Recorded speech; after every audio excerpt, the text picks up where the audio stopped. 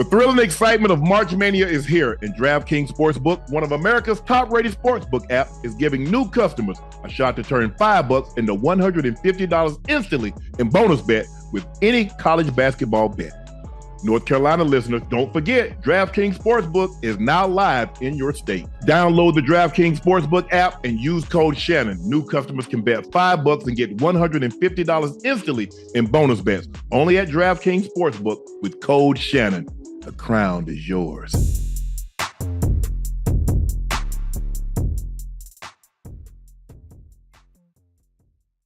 Nightcap, I am your favorite Unc, Shannon Sharpe. He's your favorite number 85, route runner extraordinaire, Liberty City's own. Yeah.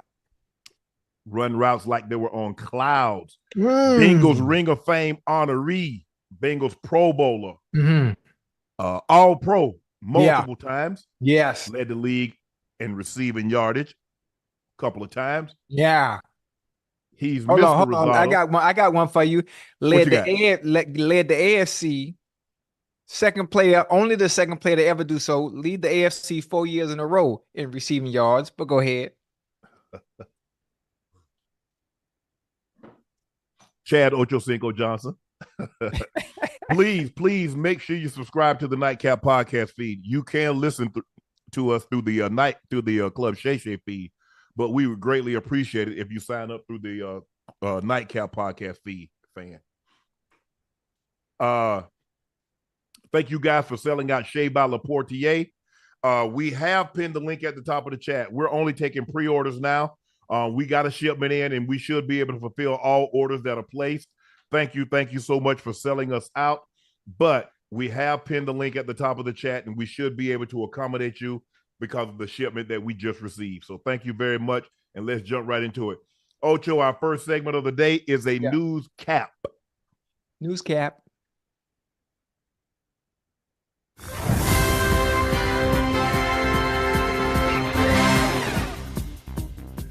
We learned over the weekends the Chiefs are trading L'Jarius Sneed to the Tennessee Titans for a 2025 third-round pick. We know L'Jarius Sneed had one of the better seasons this year for a defensive back, although he was not rewarded for it with a Pro Bowl or an All-Pro selection. Right. Just look at what he was able to do against some of the top receivers that the Kansas City Chiefs face, and that speaks for itself.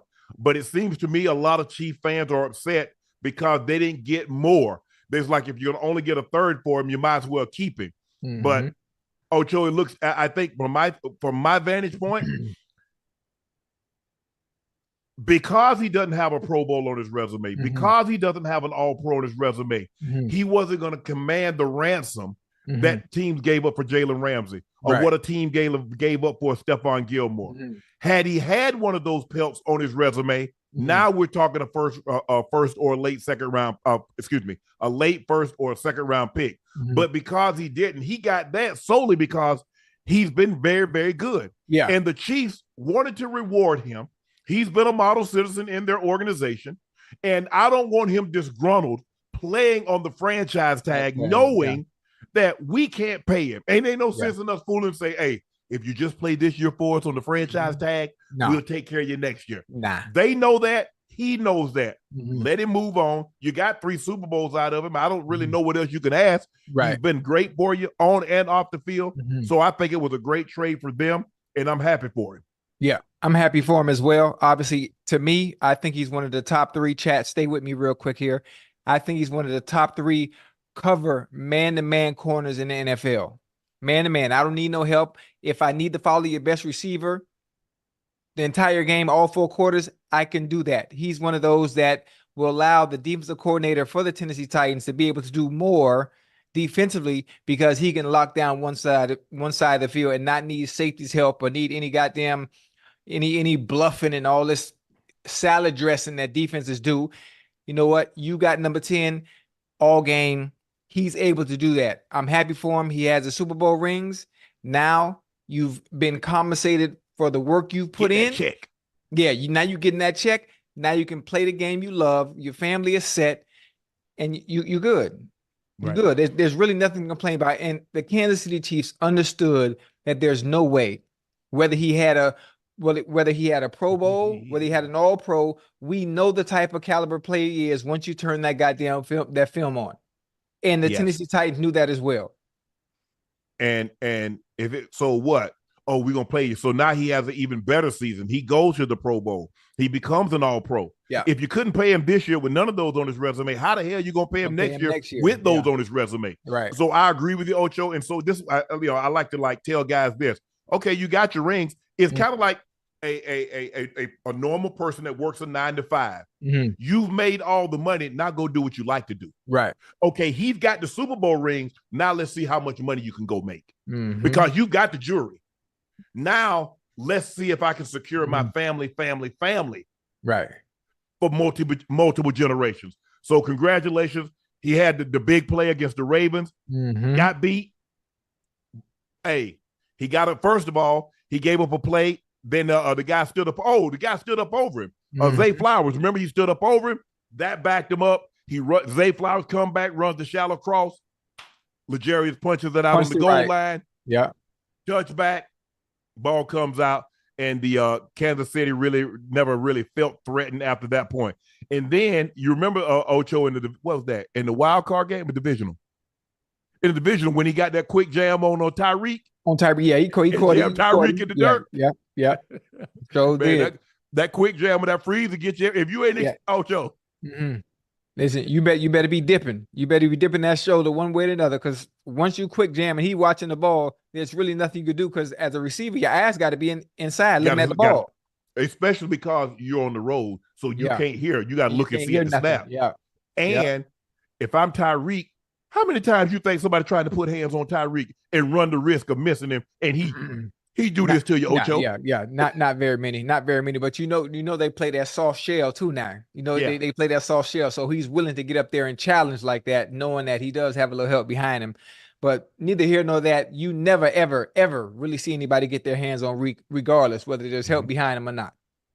But Legarius says he's the best I've seen at this in the new school. Now, guys did that a lot. That was something that they did a lot because you had to get physical, because I believe the receivers were a little bit more physical, and you had to play through contact because they allowed the DB to be a little more handsy than what they do now. So you had to play through that contact. So guys had to quick jam you because you didn't want one of those guys to get ahead of steam and you got hell on your hands trying to get him down or stop him from going.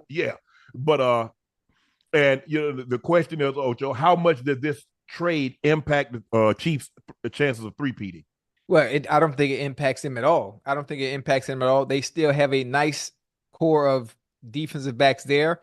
I think someone else is just going to step up in Sneed's place. Obviously, I think they're probably going to be able to draft well. That's something that Andy Reid and that organization has always done extremely well on the defensive side of the ball and the offensive side of the ball. But again, the pieces to the puzzle, only one piece really matters. That centerpiece, that nucleus. As long as Mahomes is still there, they're going to always be in contention. We have to remember that this is an NFL-driven league that is run by the quarterback position. Having pieces around, having a great corner and all that stuff is fine and dandy, but Spags will do the job he needs to do with the players that he has. And obviously, you might not be able to do some of the things, or you might not have a Legarius Sneed on your hands, but you're able to condense that around different, not formations, different, how do you say it? How do you say it? You know how you can only hide your players so much? Yeah. So they're not exposed? Right. Spags knows what he can and can't call based on the personnel that he has. I'll put it like that. Yes. I think also, if you look at McDuffie, who was a first-team All-Pro corner, Jalen Watson, who's the nickel, was the starter before McDuffie got there. Yes, so you don't feel that if we have to start Jalen Watson, that I don't feel that obviously there's some, but we're like, hey, he started for us the lion's share of the season a year ago, and we went to and won a Super Bowl. So we have to put him in. And Joshua Williams was, I think, a high draft pick for the Chiefs. The Chiefs, Brett Veach, and as you mentioned, Ocho, have done a great job of drafting. You look at their drafted players. Kalafdis. You look at McDuffie, Brian Cook, Joshua Williams. You look at some of the guys that they've drafted, Rashee Rice. Yeah. They've been great. Now, the only thing is Sky Moore's got to take the next step. This is third year, Ocho. Yeah. He's a junior now. Hey, this is the make or break a year. This should make it break you. If you're going to arrive on the scene for any position, whether it be quarterback, whether it be DB, whether it be tackle, center, linebacker, this is your year. This is your year. Because at this point now, you should have had it figured out. Yeah. You should have had it figured out. The speed of the game, the offense. There are no more excuses once you hit your third year. You got to hit the floor running. You got to hit it running. Yes. So they still have their nucleus. Yeah. They have CJ. They have my homeboy. They have Andy. They have Trav. Pacheco. They're gonna be. It's interesting to see what they're gonna do with McKinnon. He's their third down back. Really do everything. Can catch out of the backfield. Does a great job of blitz pickup. It's going to be interesting. I don't think he was going to get more than a 1-year deal. The question is, does he want to be that 1 year to be in Kansas City or be somewhere else? All things being equal, if the money is comparable, I'm coming back because I know I'm going to win. I know my role. I know what to expect. So it's going to be very, very interesting to see what happens with him. But congratulations to L'Jarius Sneed. Job well done. Earned a big payday. Oh, yeah. But wait. Before you even go nowhere. I know L'Jarius Sneed, I know you're going to see this, and I've done this to all DBs and all receivers. You know, I play both sides of the ball. So if you really want to get some work in, this offseason to make sure you go into camp, you're going to OTAs on point, you know, I'm available. We can do some one-on-ones, and the one-on-ones that I do is old school one-on-ones. We start on the goal line, and we do as many routes as possible till we get to the opposite side of the field, and that's the kind of work we get in. We take a 5-minute break, then we bring it on back. Yeah, that's a different kind of workout. That man choked. Man, you crazy as hell. Tennessee Strangler. You crazy as hell. He's about the Boston Strangler. Tennessee Strangler. Listen. His last name won't be Sneed if he cover me. You hear me? Yeah. Because I'm not the one or the two. He got something for you. Nah, no, he don't. Yeah, he go all that little shoulder fade, shoulder fade that you gonna try to run, that little stutter. Hey, I'm gonna tell him when he hop. Let me tell you what he gonna do. Now when he hop, he gonna try to open you up. He gonna try to run a quick slant on you. Just stay right there. Stay right there. You know what? And the matter of fact, I'm a hop and I'm gonna take off. Huh? I'm a hop and I'm gonna take off. Hold on, you on the goal line? Where you going? Who said we was on the goal line? You just said we start on the goal line. We start on the goal line, work our way out, not in. I thought you said start the goal line, then go back. Okay, we start the goal line, then we go to the 10. That's the way I used to do my one-on-ones in the offseason. I start on the goal line. Right. You play man to man, you can play off either way, and we move the ball down the field. Wherever I catch it, that's where we start the next rep. And I never go deep. I ran nothing deep ever. So the route tree from 1 to 6. Guess what? I'm gonna go ahead and pick it, and I'm done with you for the day. Yeah, what I'm gonna do? I'm gonna go ahead and pick it. I'm done with you. Pick who? Pick a booker. I will pick the ball off. Pick your nose, man. You ain't picking off here. Shit. Hey, hey Sneed. I know you're gonna see this, but you want some real work. Real work. Hey, and then I'm gonna hit the prime on you into the end zone. Ocho. Mike Tomlin said Russell Wilson is in the pole position at quarterback, and the team has been transparent in the pecking order. When it comes to letting Fields know that he'll have a chance to compete when they feel it's the right, it is the right time. Yeah. Wilson has a lot of experience in terms of what it takes to be the guy over the course of a 12-month calendar. I just think there's something to a younger guy that like Justin can learn from, Tomlin said. Okay. The pecking order, pole position. That means you've earned the right to be in the number one to be the slot. starter. Right. That don't mean that's the way it's going to end up now. That's right. That's right. Now, what kind of leash is Mike Tomlin giving him?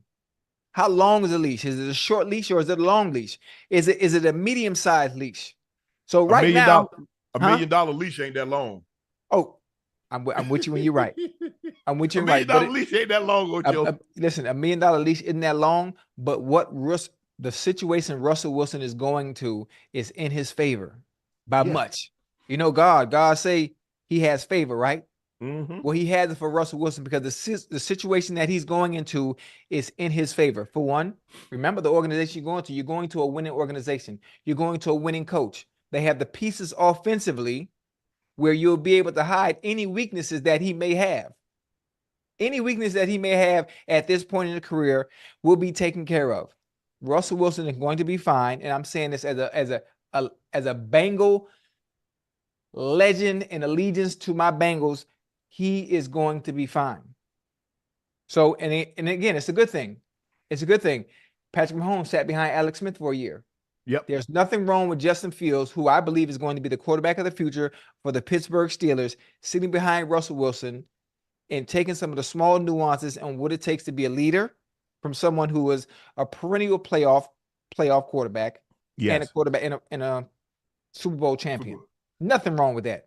Nothing but let at me all. Can I play devil's advocate? Yes, sir. The difference between Patrick Mahomes' situation and Justin Fields, Patrick Mahomes came in as a rookie. Justin Fields is going into his 4th year. Yeah, I know what you mean. Aaron Rodgers came in as a rookie. Mm-hmm. Justin Fields is going into his 4th year. Right. And he's been a starter for the lion's share of the better part of his career. So it's a different mindset. Right. Being a rookie, not starting, not all of a sudden being thrust in, as opposed to being a starter and going to the bench and waiting your turn. And see, maybe this is a good thing, though. The fact that he had to come in, it was thrown to the Sharks. The fact that he had to come in, it was thrown to the Wolves. And matter of fact, he went to an organization. Can you tell me the last time that the Chicago Bears organization from top to bottom have developed a decent quarterback? No. At what point? At what point, at any point in their historic franchise, have they done right by any quarterback and put the pieces around them so they could succeed offensively? When you think of the Chicago Bears, what do you think about? They call them the monsters. They think of the monsters of the Midway. Monsters of the Midway. I think of goddamn Refrigerator Perry. I think of Jim McMahon, Walter Payton, and goddamn the Peanut Punch. But it was the defense, the 46 defense. Richard Dent, Mike Singletary, Hampton, McMichael, Wilbur Marshall, Leslie. I think Leslie Frazier was on that team. Wait, what's Leslie Frazier? The DB. Wait, Leslie Frazier, that was my D coordinator at Cincinnati? Yeah, he played in the league. Wait, I ain't know Les played for the goddamn Bears? You serious or you bull jiving? I wouldn't lie to you, Ocho. Man, I ain't know Les played DB.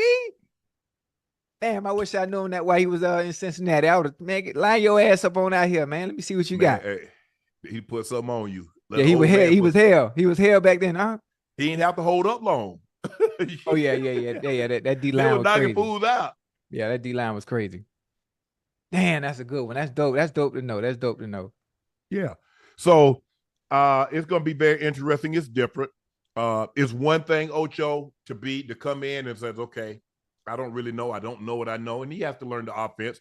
Yes, it's not like Russ has a substantial advantage over him, other than he's been in the league a lot longer. Got to understand the nuances of it, but we both have to learn a new system and go from there. But to go from a starter, hey, you did it when you went to New England. It was a different role for you. Yeah. You used to, offense up. Yeah. You head to the field. Now all of a sudden you stand on the sideline. Yeah. You got to keep your legs warm. You got to keep your mind sharp. Yeah. You might not play for 1 or 2, 3 series. Then you going in on 3rd down. You ain't got no rhythm. It's different at all. And you know, it's so funny. Now that you just brought that up, I always thought about it.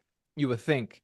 So if I had the choice during that time, obviously, if we were in control of our destiny in general, for me, per se, during that time when I got traded to the Patriots, many people would say, you know what, that's not a place I would have chosen to go to, if you think about it. No, hell from no. From an offensive perspective, people say, man, are you crazy? Boy, you going to play with Tom Brady.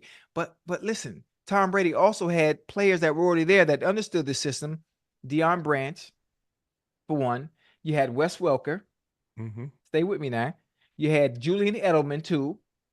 Gronk. Then you had Gronk. And you had Aaron Hernandez. I'm like, come on now.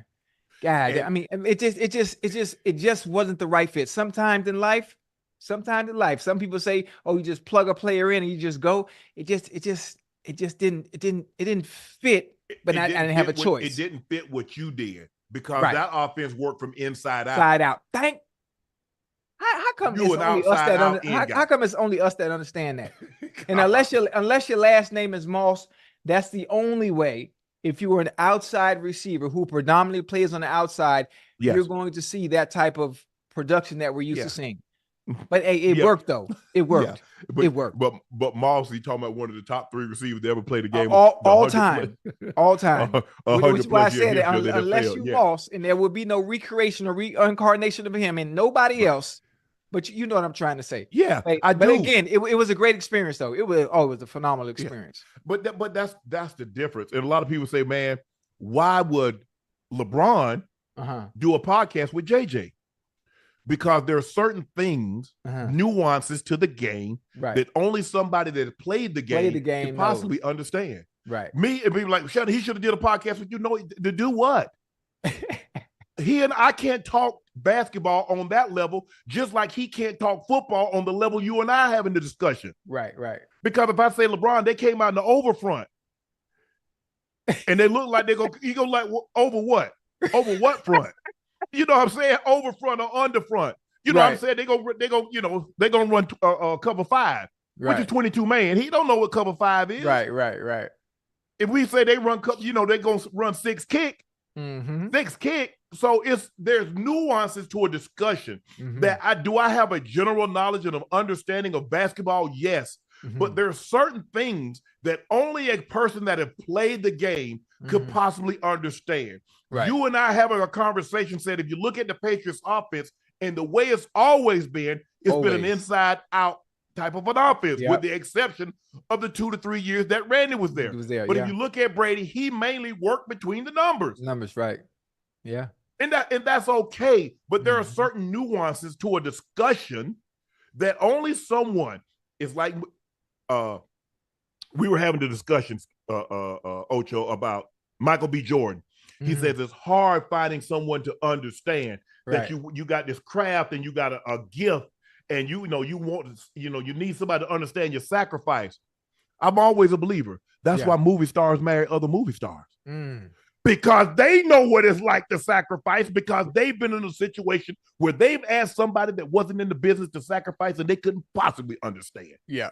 So when you and I have a conversation, a more nuanced conversation, we don't really get too in depth, because that's not what we try to do. I'm not trying to impress you with my football knowledge. I think it goes without saying, played the game the way I played, as long as I played. I think most fans understand that I have a great understanding of the game of football, the X's and O's. Just like LeBron, I mean, you're talking about the brain. There might not be 4 or 5 players in the history of the game that has a better understanding of the game, that played the game than LeBron. And then JJ you play 14, 15 years like JJ. Obviously, they can have a nuanced conversation that LeBron and I could never have. Right. And especially that's just about basketball. They don't talk about anything else other than basketball. We talk about a lot of other things other than football. So this works for us. But yeah, I think the thing is, but hey, you heard what he said. Being transparent, Wilson just got a lot of experience in terms of what it takes to be the guy over the course of 12 months of a 12-month calendar. And I just think that's something the younger guy Justin can learn from. But he didn't say Justin Fields not going to have a chance to compete. He said when it comes to letting Justin Fields know that he'll have a chance to compete when they feel the time is right. And we know when the time would be right, when things aren't going well. When things aren't going well, they're on a skid offensively. They're on a skid in losing games. Then they will obviously make a change. I mean, it's common sense. We understand how that works. When the fans are booing.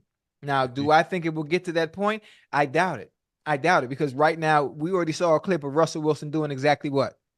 He's already out there. He's already out there putting in the work. And I guarantee you, the receivers, the running backs on that team, he's got everybody's phone number. And at some point, the next thing we're going to see is a video of all them getting work in before they even go back to the offseason program.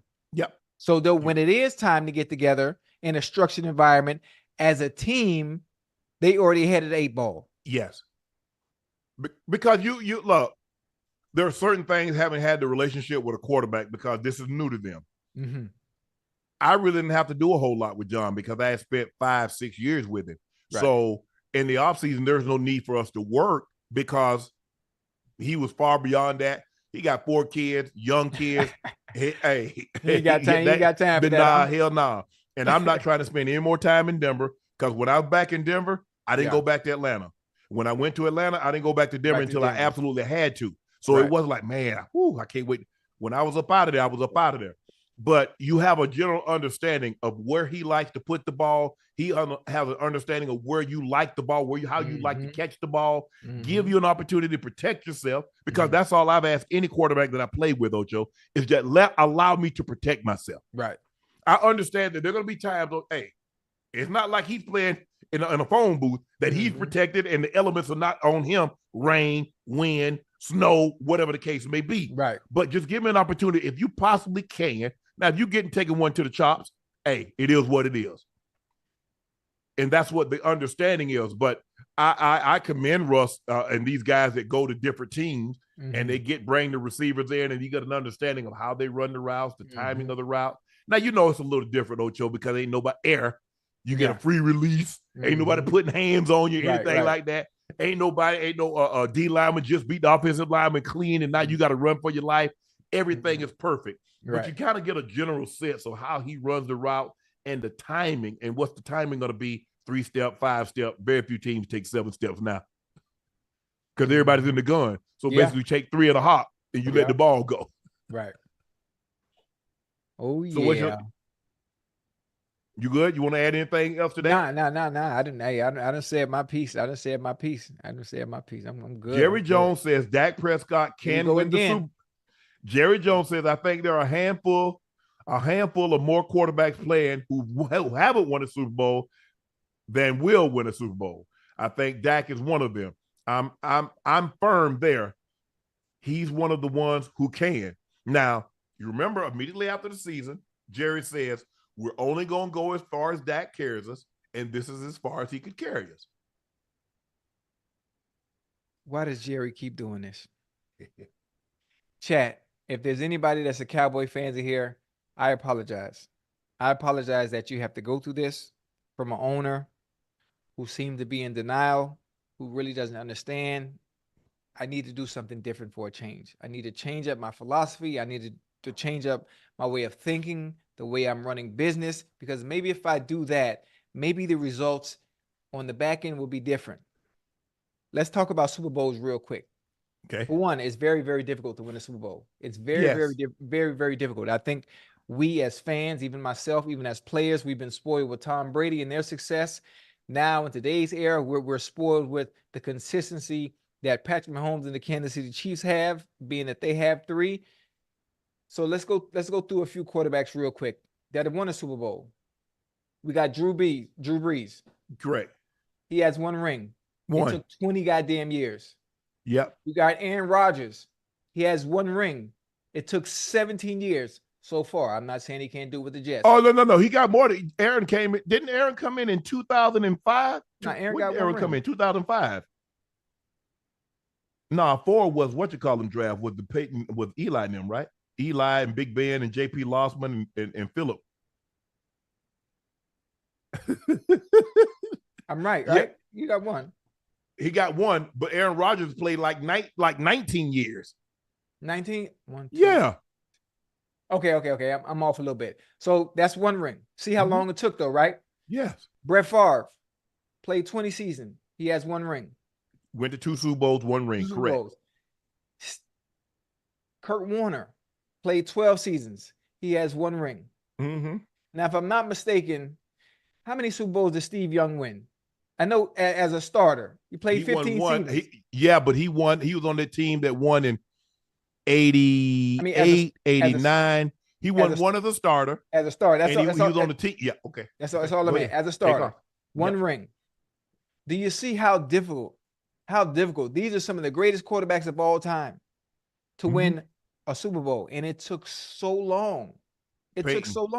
Got 2. Peyton, obviously, Peyton has 2. And I mean, we know what Mahomes and we know what Tom Brady have done. It's so difficult to even get to that place to where you can host that Lombardi trophy. But if you look at all the names I talked about, they didn't have an owner that's at the front and center of attention. No. They didn't have any distractions in the offseason that's already adding added pressure and fuel to the fire, and it ain't even time to play fucking football. So now you go into the season, the first thing you hear about, well, shit, your goddamn owner said, you think I can get a Super Bowl. Here you go. I believe in it. Come on, why even add that? Why even add that food to the plate and just let the fellas play fucking football? Let them play football, man. It's simple. Take a back seat. You don't always have to be in front. You know what? I blame the goddamn media. Stop asking them questions. That give us material. Stop asking him questions. Look at Jerry notes. Look at his copious notes he's taking. He ain't even take no notes. He just scribbling stuff on there. He just scribbling stuff. Man, leave that man them copious notes, man. That's fine. Hey, come on, man. Listen, I mean, Jerry got notes like he a third-year law student. Listen, I'm a fan of football. I'm a fan of liking players to succeed at their individual craft and position. For Dak to succeed, for Dak to do well, he needs no added pressure for the person that sits high and looks low the way he's doing. You don't need that. You don't need that in the offseason. Like, come on, man. The fucking position as itself is already hard enough. To get to a Super Bowl is already hard enough. It's not a joke. It's not something you say, hey, in one breath, you know what? We all in. We're going to be all in. And then you've done nothing this offseason pertaining to you being all in. Now you come back 2 weeks later, 3 weeks later. Oh, I believe in Dak. Well, hell, I believe in him too. Why you even mention the fucking word Super Bowl? Let's get past the playoffs first. Let's start there. God damn. Man, hey, Ocho, they said we got a poll up, say which happens first, Cowboys win Super Bowl or the next Haley's Comet. Now, the Haley's Comet happened in 1986. I remember because I saw it because I was in the 6th grade and my science professor, Dr. Prentice Buckhalter, told us it was coming. So I made sure I looked up into the sky and I saw it. The next one arrives in 2061. God damn. It only happens between 75 and 79 years. Right. Yes, sir. It was like 77 and a third, 76 and a half. So they just like, okay, it's kind of hard to pinpoint. So let's go between 75 and 79 years. Right. So the chat seemed to think that Haley's Comet is going to happen before the next Cowboys Super Bowl. Listen, man, I'm not going to say it bothers me, but if I'm a Cowboy fan, it would bother me. I'm a fan of football in general. I'm a fan of wanting to see the players on the Cowboys succeed. But you know what? I'm going to let you take it. No, I want to keep on talking. I want to keep on talking because I'm Cowboy fans, because I already know. Because there's nothing makes you feel more let down than expectations. That's the number one killer, Ocho, is expectations. Because if you have expectations, like if you got kids and you already know one of them bad, they can call you like, I already know which one it is. But if you got this one that's been a model citizen, you have these expectations. Oh, that's going to be my athlete. He's going to go to the NFL, or she's going to be the doctor, or she's going to be the law. And then all of a sudden, instead of going to law school, she got 3 babies by the time she's 20. Or all of a sudden, he done flunked out of school, not college, high school. You're so disappointed because of the expectations that you had. Right. See, Cowboys fans have these expectations that they believe every year their team is going to win the Super Bowl. And when it doesn't happen. Now, the Cowboys fan had these expectations because of who? Who was the person leading them astray? Oh, he gave them false hope, man. Every time. I'm trying to understand. I would love to know how many Cowboys fans are happy with the way Jerry carries himself as far as from a media perspective and always being in front of the camera. Said no, she's not happy. Ash is a Cowboys fan. Oh, for real? Yeah. She said, no, we're not happy. I don't understand, man. Listen, I love Jerry from a business aspect. And even I'm obviously I'm not in his position, but if I was in his position and things weren't going the way I want them to, I mean, I would be able to see the light. I would be able to see the light and saying, you know what, if I want things to change, I think they might have to start with me, because it always starts with yourself and looking in the mirror. That goes for anybody. In the chat. Ain't that what Mike said? Yeah, and listen, that's started with the man in the mirror. Yeah, always. I'm asking him to change his ways. Bingo. Even if people, this is like a life lesson for people in the chat that's watching. Let's say your life ain't going the way you want. You know, you have plans, you got goals, you got aspirations, but for some reason, shit just keep falling by the wayside. It starts with the person right there in the mirror. Ask yourself, what am I doing? Ask yourself, what am I doing wrong? Change up your routine. You know, stop doing this. Maybe stop drinking. Maybe stop smoking. Who knows what it may be? But Jerry, you got somebody around him. If ain't nobody around him gonna say nothing because they don't want to mess up their money, Jerry got to see it for himself. Okay. Like, I'm there about to cry because for me, this is not. But his kids are just like him, though, Ocho. You hear Steven, his kids. He got a Jared Jr., Steven, and a Charlotte. That's the daughter. You know what the funny thing about it? They might not be the same. They might understand what it takes. They might do. They just can't say anything because they understand that Jerry runs the show and he called the shots. Ocho, how do we're not taught, we don't have any abilities. Everything that we're taught, we're taught that. Right. We don't have senses. We're taught to love. You follow, like, what time it is to eat, where you go to the kitchen, where you go to the bathroom. You didn't just automatically know that. Right. So when you see somebody do all the things what you think they're going to do. Stephen Jones be the same thing. Every year, this team reminds me of those Super Bowl teams. So we're taught, Ocho, we're creatures, we're taught things.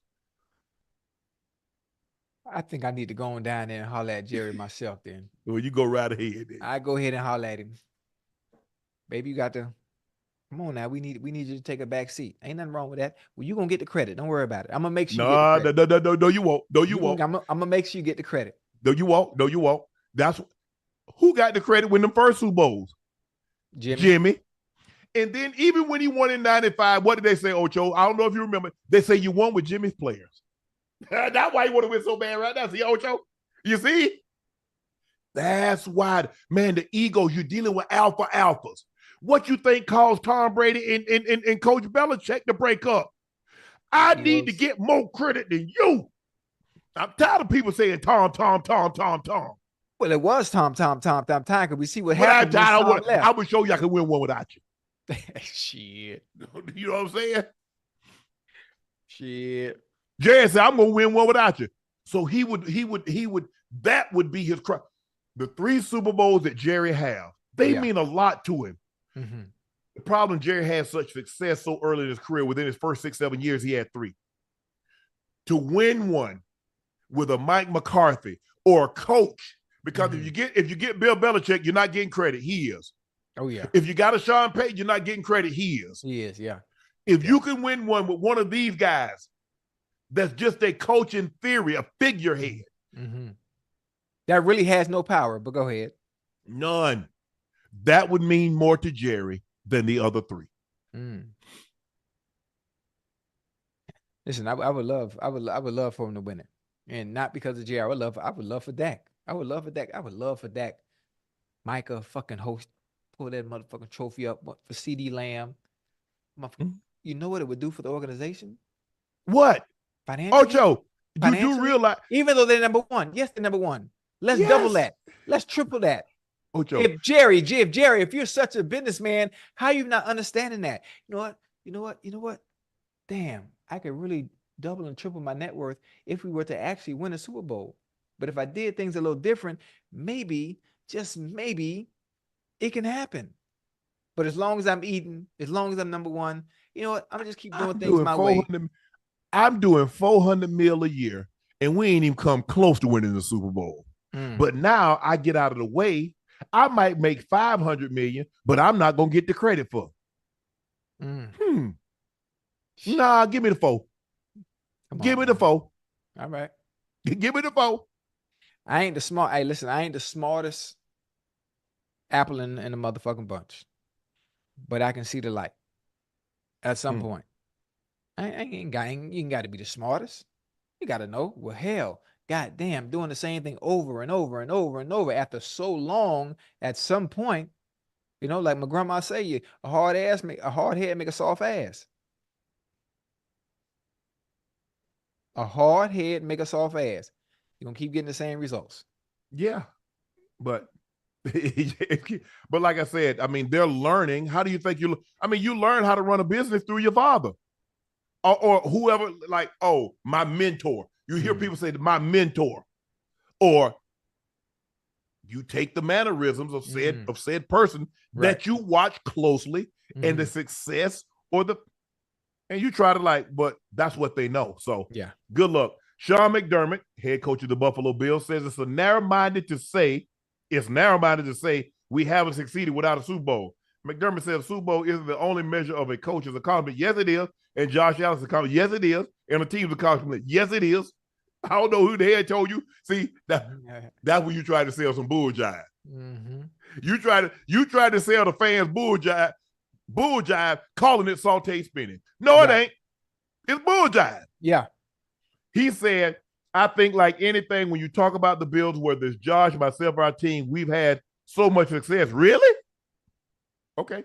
To say we haven't had success or Josh hasn't had success, I think we'd be kind of narrow-minded. That's what the NFL is. College is that where you try to take young men and try to mold them into what they're going to be. Right. Boy, I'm paying you money here. Hey. You think me to tell me I'm paying you $40-50 million? And man, he got to go. Well, he had to go last year.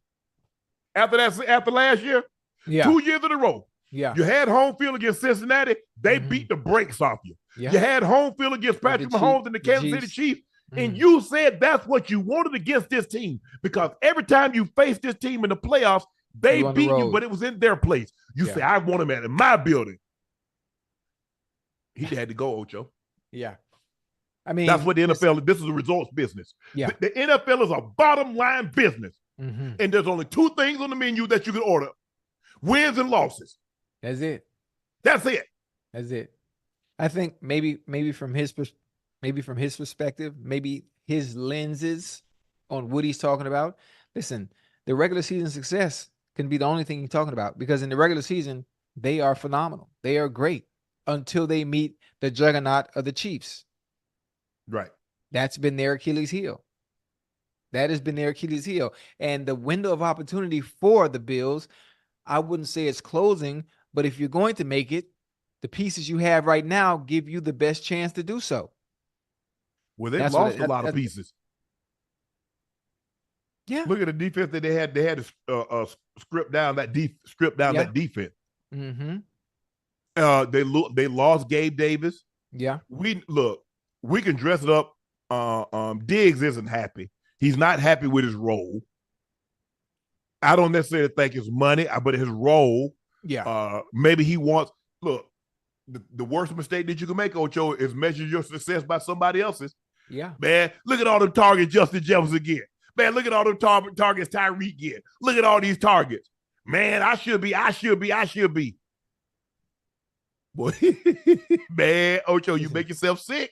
I know. I feel you. But listen, for a player of his caliber, regardless of what people may say, regardless of what the chat may think about Stephon Diggs, he is your best offensive weapon. He is.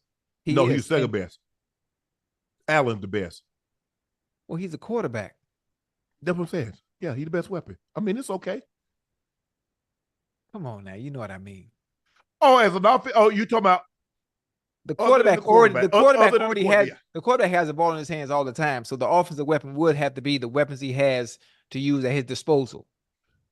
I think I think Justin Jefferson is a better weapon than Kirk Cousins.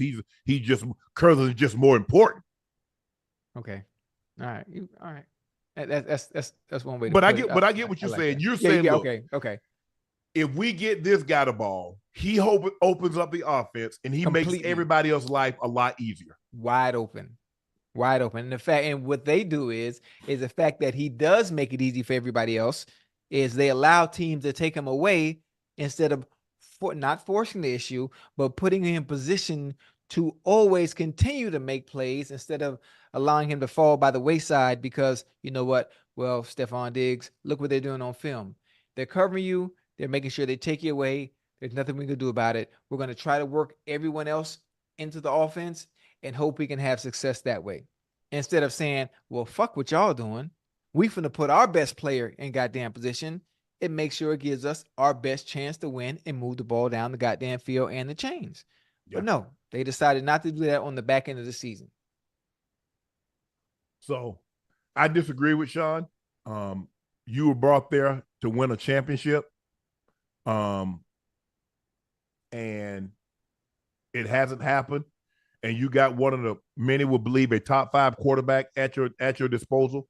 Yeah. You've had a top 5 offense for the better part of 2 to 3 years. Defense has been good enough for you to win, and it hasn't gotten done. Yeah. So ultimately, your ultimate success. Mm-hmm. Now you can talk about, oh, we got some great men and we got great fathers and we got great people in the community. I don't ever want to hear that because that ain't what we paying you for. And I'm happy. I'm glad that you have great men in the communities, and we got great fathers. But I'm not paying you $7-8 million a year, and I'm not paying Josh Allen $45 million a year to be no great man in the community. I'm paying him to bring me a damn Super Bowl, and I'm paying you a king's ransom to do the same. So save that. Now, when you want to go speak to a boy's home and tell them that they're winning in life and things like that, that's fine. I'll accept that then. But don't you sit your ass down in front of no reporters and talk about, oh, we winning here. No, you have not. He's on the right track. I can say that. He's on the right track. Because every Ocho, year, do you know what you happen? Every year they 1 game away. Or 2 games away. Ocho. Every year. Even if you're on the right track, you can still get run over if you're heading in the wrong direction. Ooh, that's a good one. God damn, I should have had my notepad. God damn, that's a good one. Hey, but that was fire right there, boy. That was a bar. I'm like, bro. People kill me with that. Well, oh, we win it, bro. You know what sports are about. You know this is a bottom line business. Mm-hmm. And all of a sudden, you want to get philosophical. And there's some people like, well, Shedeur, he is winning. He's creating great men. Mm. Hell, go join the military. The military creating great men. Disciplined, structured, fight to the finish. Yeah, that's what I'm looking for. Man, he got me running hard with that bulljive. Hell no. Robert Saleh, head coach of the Jets, welcomed the quietness this year after 2023 noise. Damn quarterback. There is not so much buzz around the Jets this offseason, which Saleh is happy about. I think Joe Douglas has done a really good job of adding some really cool pieces to our football team, but yeah, it's quiet. Last year was a little loud. We welcome a little bit of quietness. It's your damn quarterback. Yeah. Who was making all the noise, Ocho? Listen, he commands that type of attention. He commands because of who he is. He likes to be in front of the camera too. Thank you. He likes to be in front of the camera. Bumping his gums. I think the purpose of what Saleh is doing here is purposely putting it out there. And we would like you to come back, or when you do come back, let's tone it down a little bit. That's all. That's just a little message. So he put the message out there publicly to ask Aaron to take a back seat from the camera, from the talking, from the media. He can't. He will. He will, especially after Saleh came out like this. I'm not saying it's a subliminal, but it's just a message getting out there. And there's only one person who makes noise over there in New York. It's only one person. Only one. Yeah, Ocho. Tell me the guy that had an Achilles injury that was supposed to miss the whole season and had something to say every single week. Tell me the guy that went on the Pat McAfee show and all he did was spew conspiracy theories. He never really talked about the game. He was talking about all the other bull jive. And then when people call him to the carpet, it's people hating on him. No, if you keep your mouth shut, You're not a medical doctor, bro. And what happened at COVID in 2020, we're moving on. Right. But you keep bringing it up because, remember, he always thinks he's the smartest guy in the room.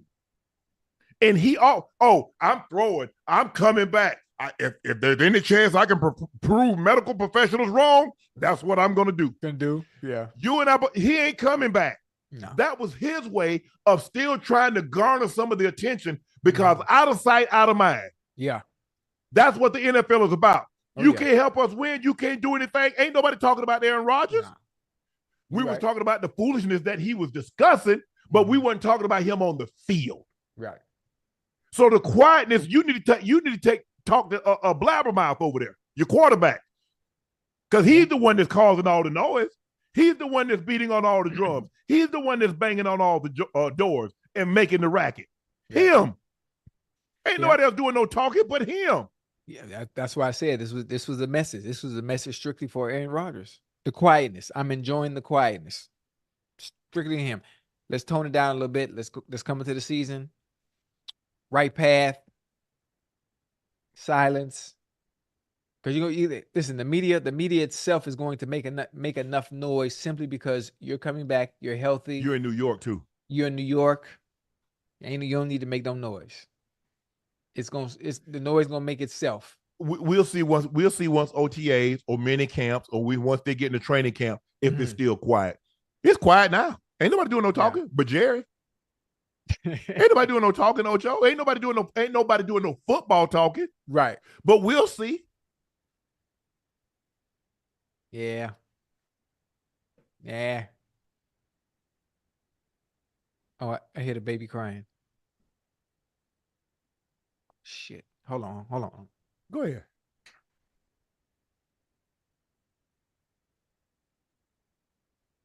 The NFL is concerned about a dip in scoring.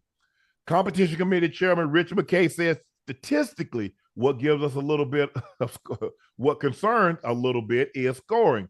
Scoring this year was at 43.5, still above the historical marker, but which has kind of been that 43 mark. But we were at 49 points a game in 2020, and we went from 45 in 2021, and we went from 43.76 in 2022, and now we're down to 43.54. We know Ocho like numbers. That's matter most to the NFL.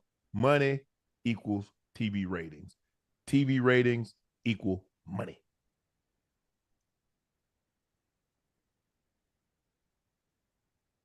Dang, Don King.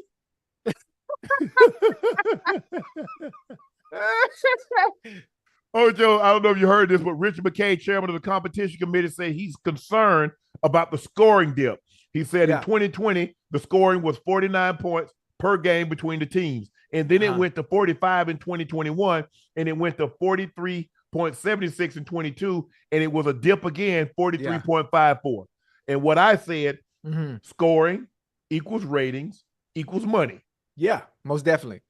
Most definitely. But why is there a dip in scoring? What? It shouldn't be a dip in scoring because you're taking all the advantages away from the defense. It shouldn't be a dip in scoring at all. You can't do anything. You can't hit nobody.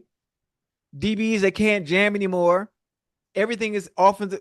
Everything is defensive pass interference. You can't hit the quarterback. You can't touch the quarterback. I mean, there shouldn't be a dip in scoring. So now they're looking for other ways to increase scoring, increase scoring and handicap the game even more. Yep. Come on now. They said, I think they're looking for a way to the kickoff. I don't know what they're going to do with the kickoff. I don't know. They're like, well, maybe you could, what are they going to try to do with the kickoff? Because I don't understand how you make a dangerous play less dangerous. Right. You can't. You can't. All these safety rules, all this stuff they putting in place that they're trying to do, what?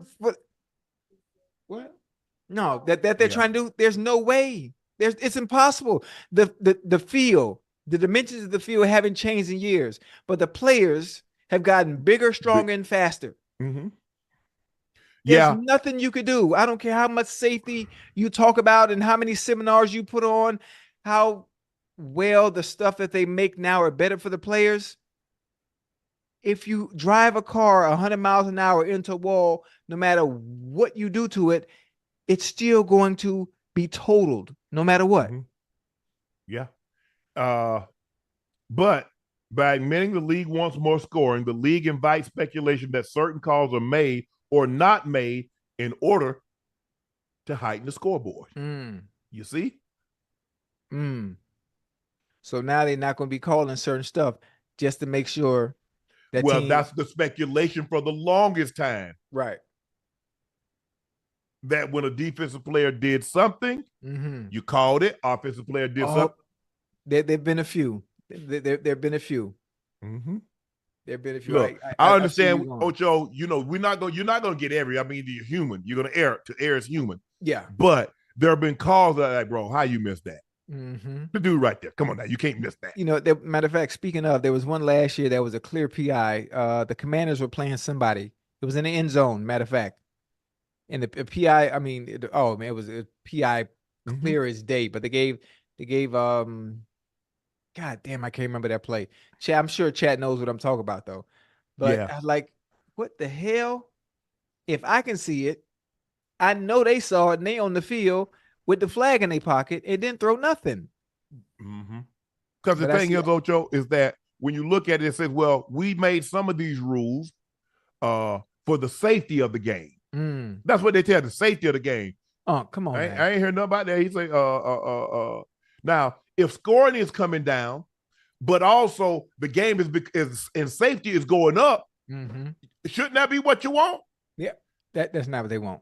That's not what they want, because they know with the scoring, it increases the revenue, and we know what the bottom line is at the end of the day. Yep, we know what the bottom line is.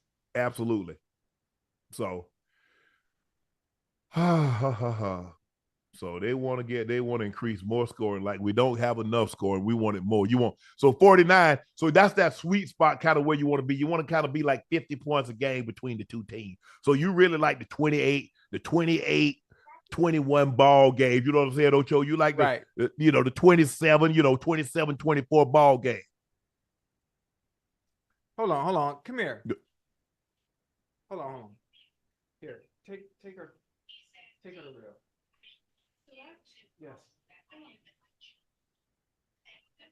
Okay, there we go. I'm back. Right. LaDon King is gone. Jerod Mayo says quarterback is a priority for us, but open to everything at number 3. Jerod Mayo, the new coach of the New England Patriots, says it's a priority right now. But with that being said, you really have to be in love with the guy to take him at number 3. So really all options are still open for us. Jacoby Brissett signed with the Patriots this month, and Mayo said he could absolutely be our starter. No. Patriots fans, I love Jacoby Brissett. There's nothing against him. I love Jacoby Brissett. I love what he's done during his tenure throughout the league. Nothing is open. With number 3, you know you have to take a quarterback. The Patriot fans have suffered enough not having somebody at the helm to replace the big shoes of Tom Brady.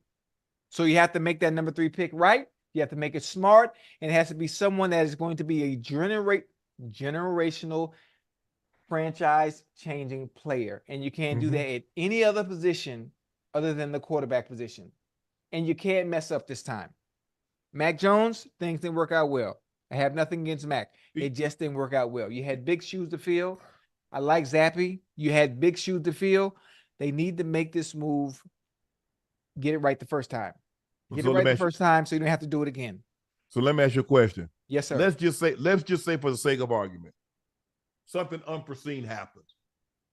Chicago Bears select Jayden Daniels. And with the 2 pick, the Commanders select Marvin Harrison Jr. Yes. And with the 3rd pick, Caleb Williams is there. So they get Caleb Williams. Whoa, but they say, you know what? Whoa. Wait a minute. How you just skipped over the Bears? I said this. Let's follow me. Stay with me now. Stay with me. Okay. I said, let's say something unforeseen happens. The Bears select at number 1, Jayden Daniels. With the number 2 pick, Drake May or Marvin Harrison Jr. goes to the Commanders. And so Caleb Williams fall into the Patriots' lap. But what they do with Caleb Williams, they say, you know what? We're going to let our special teams coach and our defensive coordinator call plays for him.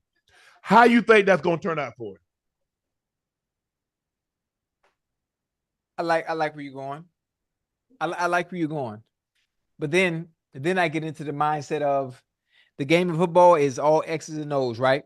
So regardless who's calling those plays, stay with me real quick. Okay. If Matt Patricia is calling the plays as the offensive coordinator and it's something that he's never done, my mindset, well, shit, whatever's drawn on paper, I got to go out there and execute it regardless of who's calling it. Now I need those individuals that's on offense to make me look good, because who gets coaches fired? The players. Coaches. well, that too. But I need y'all to go execute what we worked on all motherfucking week. And we get out there Sunday, you have somebody else in front of you outside of our own players. I need you to do it right, regardless of who's calling it. Can you be mad if the guy you have, like you have a chef, but then all of a sudden your chef doesn't show up for work and you say, I want my mechanic to prepare my food and it tastes like crap? Can you be mad? Or you say, hey, you got to do a job, bro. You got a job to do. Right. You're right. I like where you're going with it, but when I think about the analogy in the sense of football, Mac Jones is a quarterback. Matt Patricia is calling the plays. Yes. There's an offense. There are receivers. There's a running back.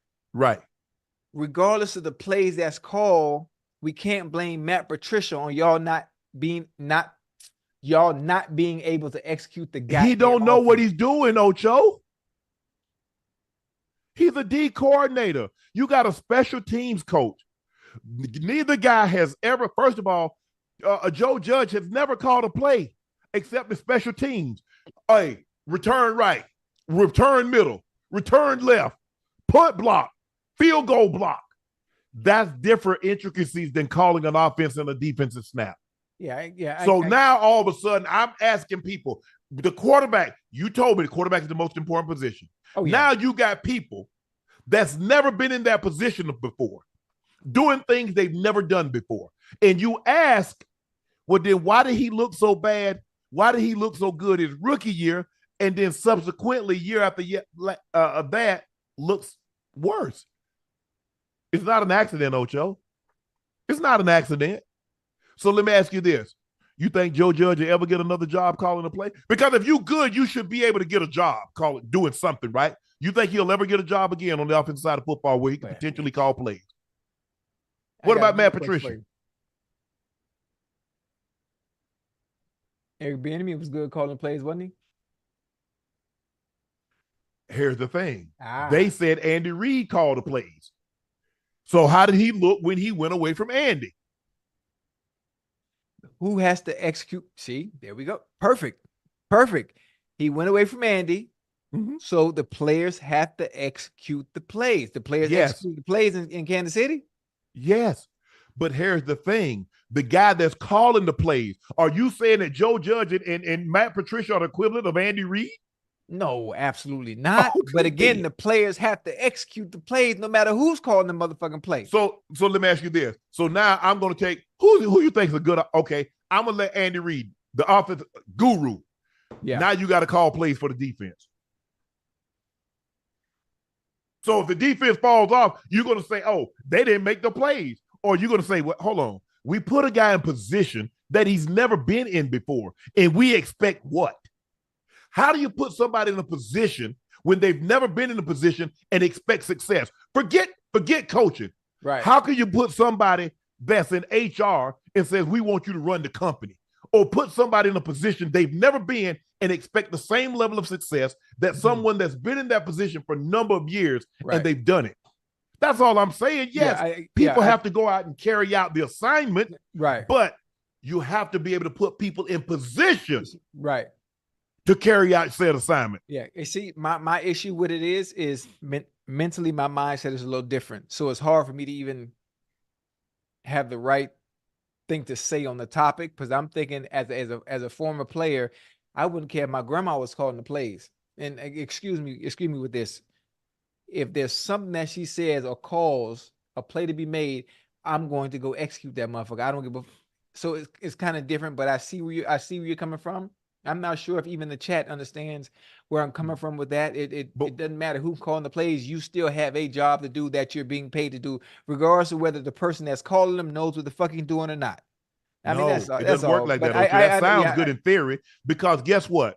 As a coach, you got to put me in position. You study plays. Now, if we know they're going to be in cover 2, we're going to call a cover 2 beater, right? Yes, sir. So why would you call something that's not conducive for cover 2 if you know they're going to be in cover 2? So you failed me as a coach. And you know what the good thing the good thing happens is when something like that happens, you need a quarterback with the wherewithal that knows, well, he called this. Do I have the ability and the power to change it to something that I like? It's great to have the ability. The thing that Patrick Mahomes and the really quarterbacks can do, they can get off script. I call a play. If it doesn't work, I can get off script. Being able to improvise, But you ain't going to do that 65 times a game. No, it's not going to happen. No, you need your coach's help. You need your coach's help, and sometimes the coach needs yours. It goes hand in hand. But this is a very interesting topic, Ocho. Coach Prime said that was a good one. That was a very good one. Yeah, I like Coach that. Prime said there are certain teams his stars, Shedeur Sanders and Travis Hunter, won't play for. Let's take a listen at Coach Prime. Where do you predict Shedeur and Travis going in the draft? Top 4. Ooh, that's beautiful. Anywhere from 1 through 4. One of them is going to be 1. That's what I'm talking about. One of them is going to be speaking 1. into existence. And the latter one would not go behind 4. Now, all this is subjective because I know where I want them to go. And let's not forget Shallow, okay? But I know where I want them to go. So there's certain cities that ain't gonna happen. Okay, you on point. It's gonna be it's gonna be an Eli. Hey, come on now. That was Coach Prime on $1 Million Worth of Game podcast with Gilly and Wallow. I like it. What's your thought? First, in today's game, I don't know if a corner or wide receiver will ever go over number 1 again, because I believe they'll take a quarterback or a defensive play, a D lineman, Myles Garrett, the Aaron Donalds. You know what I'm saying? I believe that. But I get what he's saying. He said he believes that Shedeur and Trav somewhere between 1 and 4. Well, I think what are your thoughts on what he said? Go ahead. Well, I think Shedeur would be the one going first. I would think so. I would think Shedeur would be the one going first. And Travis Hunter is such a special player. He's such a special player, obviously someone that can play on both sides of the ball. And I think there's value in that for an NFL team that knows how to use him correctly. Being able to do what Deion Sanders did, being able to do what Champ Bailey was able to do as well. We haven't seen it much in this day, but it would be good to bring it back and have a two-way player like him that is really good on both sides of the ball. I'm sure he will have a specific position that he is required to play, which I think will be DB as opposed to receiver. He's really good. He's really good. Now, as far as what Prime is saying, he is one of the few people in the history of the game, along with Archie Manning, that can pull off exactly what he said. Yes. Because he understands it can be more harmful than good based on where his son went to play quarterback. Because he understands the development and the importance of being in the right organization, for one, understanding what they have offensively, for two, and how that organization and management is run. It's very important. It's very imperative that your quarterback, or his son in this case, goes to the right place. Very important. And he already knows what those places are. I'm not sure. We could probably break it down there. We can eliminate the teams that don't need a quarterback, and we could talk about the ones that do. What do you think? What do you think about it?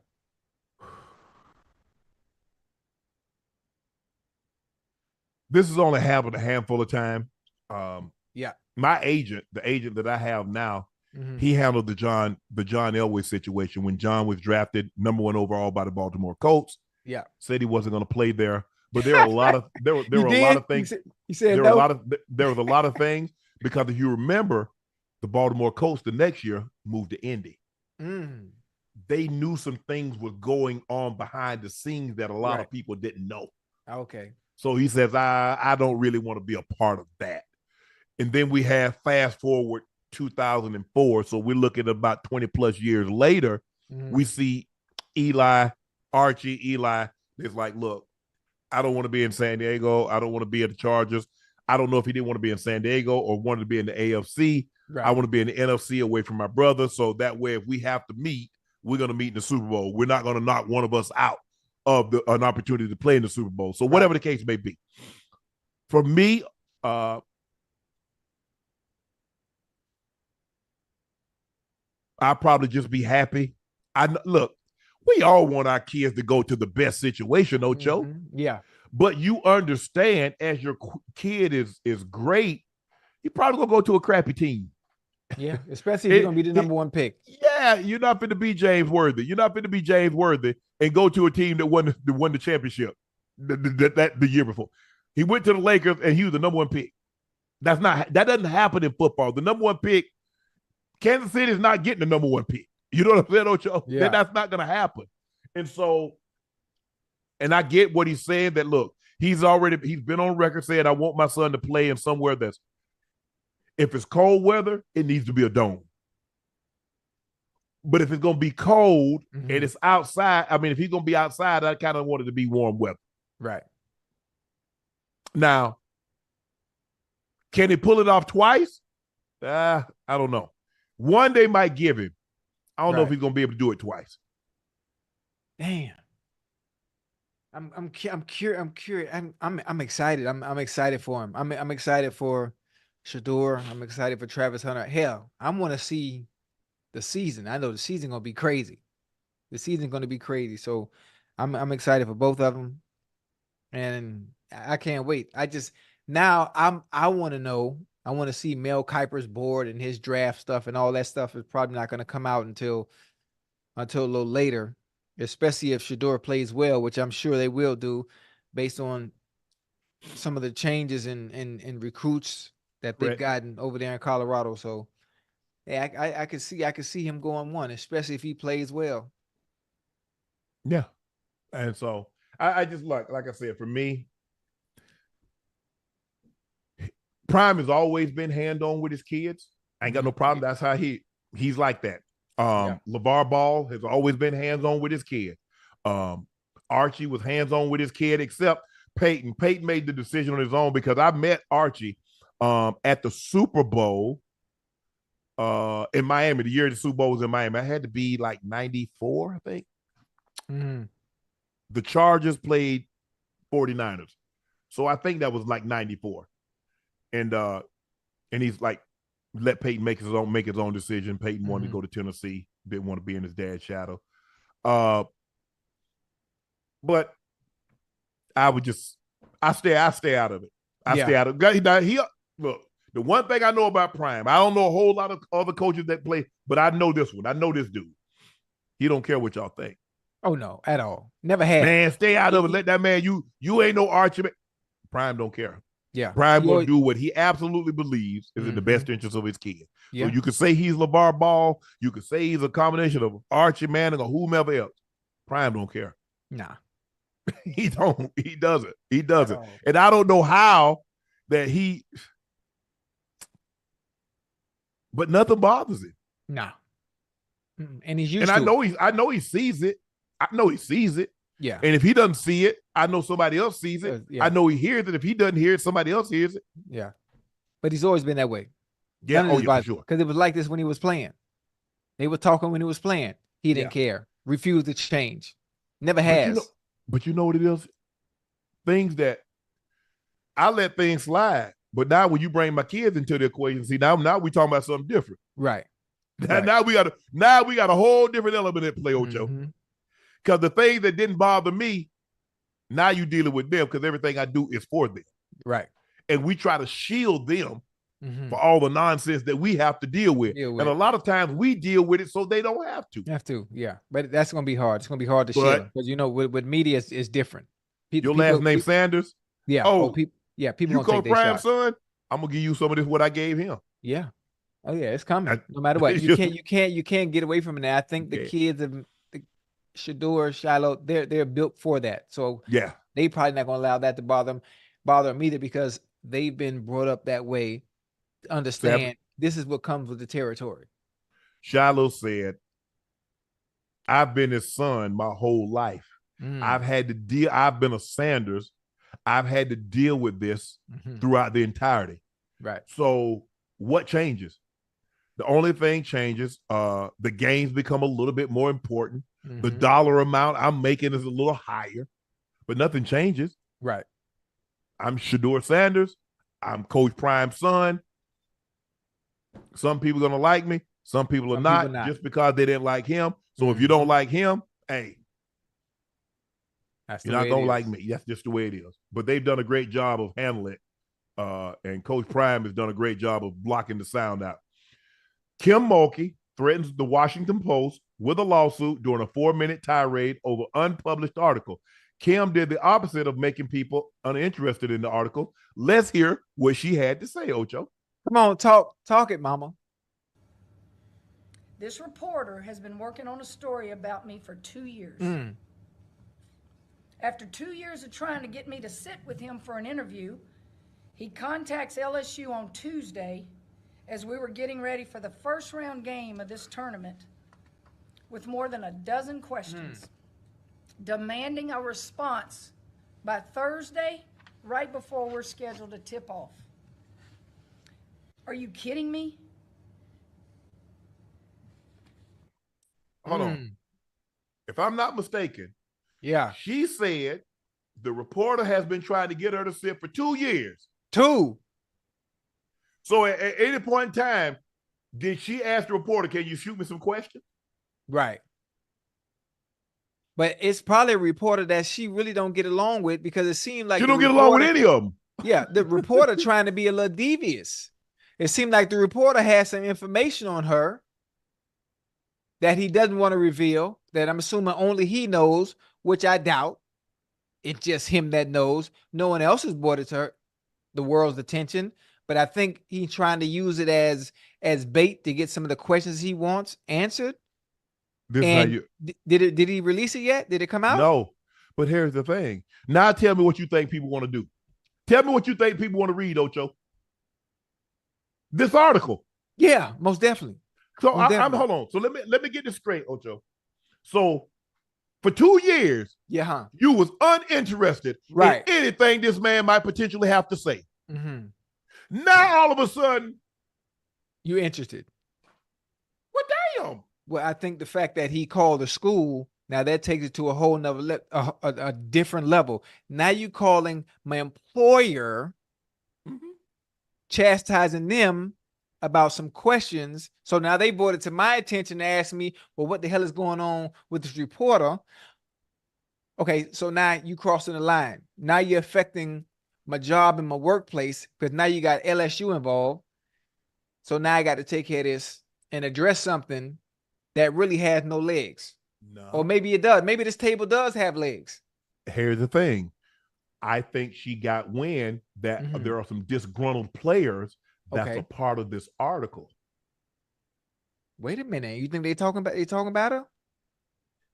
What did I tell you? Who will tell you the truth, Ocho? Drunks, kids, and angry people. Now, she's dealing with 2 of them. Right. Kids and angry. She got 2 of the 3. Now, if they've been sipping on some of that shea by LaPortier, she got the trifecta. She in a heap of trouble. Why would... Okay, you're right. I'm not even going to go there. But obviously the players that might be upset would be the ones that aren't really contributing to the success of the team. That's normally how that works. That's normally how that works. That's normally how that happens, if I'm not mistaken. Yes, that could possibly be true. And a lot of times when people are disgruntled, everything that the disgruntled person might be saying is true. But a lot of times people will disregard it because you are disgruntled. Not saying that Kim Mulkey, whatever they say, I don't know. Right. I don't know. I'm not privy to any insider information. But what they say, it might be true. Everything verbatim. But because you're angry, I'm going to disregard it. Right. Damn. And I'm trying to sit here and I'm thinking to myself, like, what can it be? Because it has to be somewhat important for her to even address it, because the table didn't have any legs. And the fact that what you did just now in addressing it through the media, because the reporter called your school, it might give the table legs when there were no legs to begin with. But it has to be something important that she knows if it gets out, this might not look right. Yeah. If he's giving you a deadline, we need to come out and say this or answer these questions because these certain players might have said something. But like, of all time, the timing ain't right though. Of all time to do that. Ocho. People like Kim Mulkey, myself, yourself, high value individuals. If somebody's trying to get in touch with us over and over, and it might have something, that's what we got lawyers for. Contact my lawyer. Give him the questions. Let me look them over. Right. She and I have a conversation. What's the damage? If I answer these questions, what's the damage if I don't? I like that.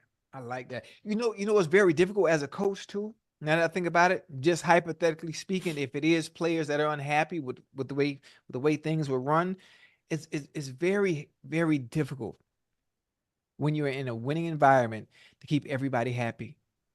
Yeah, for sure. It's very difficult. So there's always going to be something that can be said, unless it's just something outrageous or egregious that was going on or being done. But I really can't see that happening, especially with a women's basketball coach. I'm not sure how bad it actually could have been, but like, it's very difficult when things are going well and it's a bunch of women and everyone just be happy. I mean, some people might not be happy with their role. Some people might not be happy with the decreased minutes, or maybe her showing favoritism to other players, specific players for that matter, who are doing really well. Ain't no telling what it is. Now I'm curious. Well, this might go back because she's only been at LSU for 2 years. This probably going to have something to do with some former Baylor players where she spent a majority of her career. Wait, Baylor? He ain't trying to. Oh shit, my bad. And I ain't trying to hear about no Baylor, man. Yeah, I ain't trying to hear about what happened back then. A lot of people gonna want to hear about it. You're a public figure, Ocho. Yeah, people want to hear about. People want to hear about any transgressions you may or may not have had. That's the society we live in, Ocho. Damn, I don't like that, bro. Right. I don't like that. That's why you don't run for public office if you got things that you tried to cover up. Because see, no man can outrun his past, because all it does is make you tired when it catches up with you. Ooh. Hey, see, you wonder why I'm done, Ocho. I'm done. Okay, I ain't got no more bars for you tonight, Ocho. Okay. The only bar I got for you is a Nestle Crunch. I got a Nestle Crunch in the refrigerator. Okay, I like you. I like where you're going. See, that's why I'm running for office. I'm gonna run for office. Yeah. Nah, I ain't running for nothing. No, I'm running my mouth. That's all I got to run. We growing up, Ocho, how you leave the car running out of the car? I only leave my car island now. Somebody go jumping in and take off. I remember, Ocho, look, when we was growing up, you didn't you? Not even just growing up. I'm talking about probably up to like 10 years ago. Right. I go in the gas station, leave my car, leave key in the car, leave everything. Yeah. I wish I might.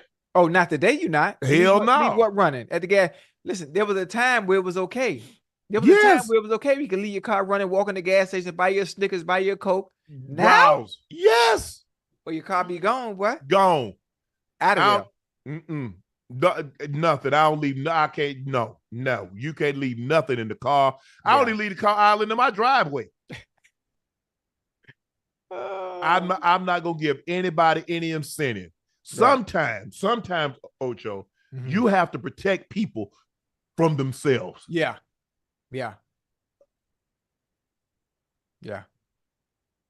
And you know what's really bad about that? And I think about human nature. I think about people that make mistakes in life, that go through their trials and their tribulations, their peaks, their valleys, their highs, their lows, and then they reach a certain point in life where there's something that they want to achieve, and they do everything they can to attain whatever that dream may be. Sometimes it's in political office, sometimes it's a high school coach or a college coach, and then the past and that journey to get to that pinnacle or that point of something that you've always dreamed of or worked for, but then the past come back and it haunts you. We're not perfect, huh? No, for sure. We're not perfect. We all make mistakes. Human error is inevitable. We do everything we can and try not to fuck up, but at times in life, we make mistakes. You've made them. Hell, I've made them, you know, and it's a part of life. If life came with a fucking instruction booklet, we'd all be perfect. It doesn't come with an instruction booklet. Even if it does, how many people read the instructions to when they get something? So even if life came with instructions or directions, how many people gonna actually follow them? Well, you're talking now. You're talking now. Come on now. It's Sunday. Because go ahead and preach. Now we know everything. Can't nobody tell you nothing. Yeah. Oh, he think he know more than me. Well, damn it. Do it yourself.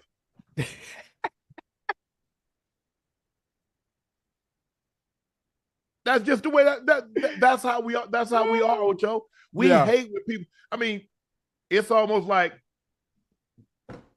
I hate to try to give people advice because, like, you're not gonna listen to anything I want to say. Nah. It's like when people ask me, Shannon, well, how do you eat? Well, I say, well, you know, I eat this in the morning and then I eat this. Man, what about pizza? You don't need, man, you know I gotta have CC. Now you just asked me, how did I eat? How do I stay and look like I can still play even though I can't? I'm trying to tell you, but you don't want to do it. Right. So even if life had an instruction manual, how many people you actually think would read it, Ocho, and then follow it? That was a good one. That was a good one. But that's crazy. That's crazy. Because most of the time we take stuff out of the box, we gonna try to do it ourselves. Yeah. Then especially if it's something you're familiar with. If it's something you're familiar with, you're gonna try to put it together by yourself. And then once you F it up, oh, that's what I was supposed to do. Kind of like life. You make the mistakes and you go back and correct them. See that what you see? Yeah. I'm with you when you're right now. That's one thing about it. I'm with you when you're right. So that was a good one. I don't like I said, it said she potentially found out that there were players participating. While the players are disgruntled, news organization grant people anonymity to speak freely about people in power without fear of retribution or retaliation. And this is an example why. But here's the thing. Whistleblowers have been really, really good. They helped a lot. Whistleblowers is what we got with Watergate. Deep Throat did the country a huge service. Yes, sir. But we already know what happens. That person is never the same. That person's family is never the same. No, absolutely not. Especially at that level. No. So, you know, you want to have anonymity. You want to be able to speak freely without retaliation or retribution. And this is why you do that. Because Kim Mulkey, you know, she's a powerful figure. And like I said, I probably wouldn't have read it, but because she's so animated, I got to see what they're talking about now. Because you got to be interested, Ocho. I mean, I ain't really got time. You know, I got a lot of other stuff that I need to read and prepare for. Right. But I'm going to see what they say. Yes. It is what it is. It's unfortunate. Bill Self, go ahead. You want to ask something? I was just saying it's unfortunate. It's unfortunate. Very. Bill Self admits to looking forward to next season. Bill Self put his foot in his mouth Saturday after Kansas was eliminated from the second round of the NCAA tournament with a blowout loss to Gonzaga. During the press conference, Self was asked if he's ready looking forward to next season. Let's take a listen to his answer. For the last month, I've been thinking about next season, to be honest. Not in the moments during the game, but, obviously we had 8 guys on scholarship and we played, that were healthy there late, and injuries are part of the game, so that's not an excuse, but we could have done a much better job as a staff putting more guys out there that we could play. Man, what Buddy talking about, huh? Tell me so we both know. So you was thinking about next season. So what should the players have been thinking about? Well, I mean, he did say he was thinking about next season, not during the games. Okay, what should the players been thinking about not during the game? If the coach thinking about it, aren't we a reflection of our coaches? Don't we take on the personality? I've heard it all the time, Ocho. You heard it. You are a reflection. You take on the personality of your coach. Yeah. So if that's what he's thinking about, that's probably why they have their ass home, because that's what they were thinking about.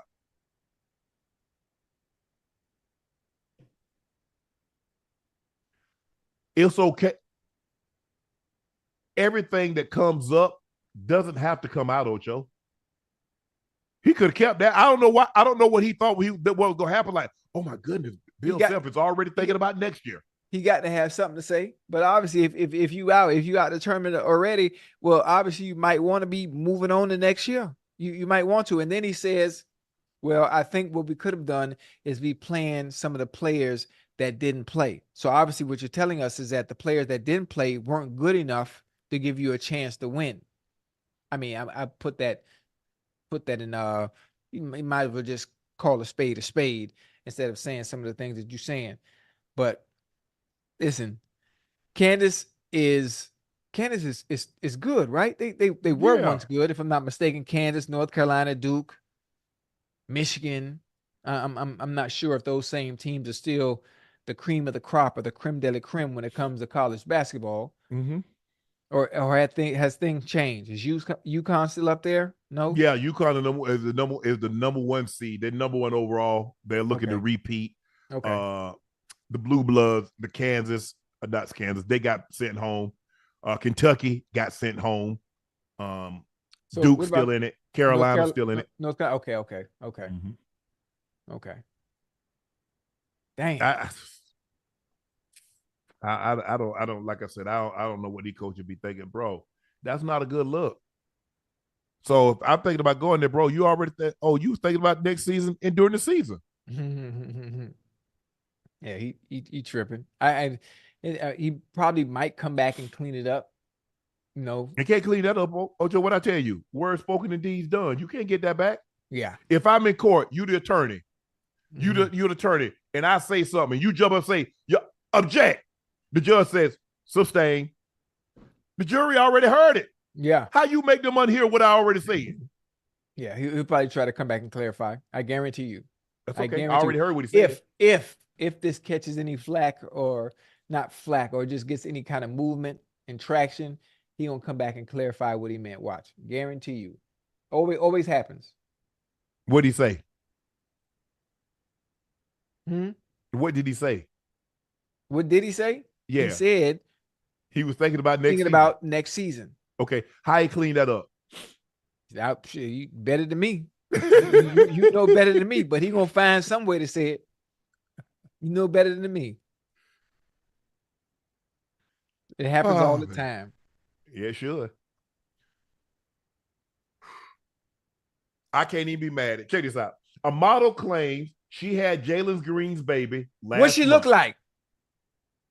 I mean, maybe he got a type, but a model claims she has Jaylen Green's baby last month, while a stripper claims she and Drea have the same due date. Okay. If true, Jaylen Green will have 3 kids in a 12-month span. Oh, he think he me. He think man, hey man, that baby arm was working overtime. He working overtime, Ocho. Yeah, he working overtime. Listen, listen. You're young. You're 22. You getting it out the way. Mm-hmm. He was serving up a lot of baby gravy, and listen, I told you them young boy with that baby gravy. You see what happened? Yeah. 3 of them. Boop boop boop. Do you think this is true? What you think? I don't know. I don't think women would have a reason to lie. What you think? No? Yes?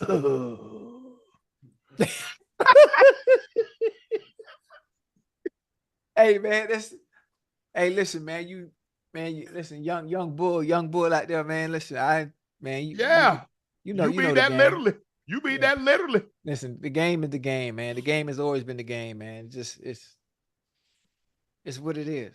I mean, how many times I can't even be mad at him, Ocho. I can't even be mad at him. I ain't mad at him. You notice I can't even say nothing. The game is the game. This has been going on for years. Sometimes we all have decisions that we make. Hey, when we make, you think you're invincible, Ocho? You like, I ain't nothing gonna happen. Yeah. I'm just practicing. Yeah. All right. Yeah. Practice hell. They scored every time. Every time you never know. And what you're gonna see and what you're gonna notice is you're gonna see these individual true colors come out. That's what you're gonna see. You're gonna see these individual true colors come out because when you're this young, you ain't even lived life yet.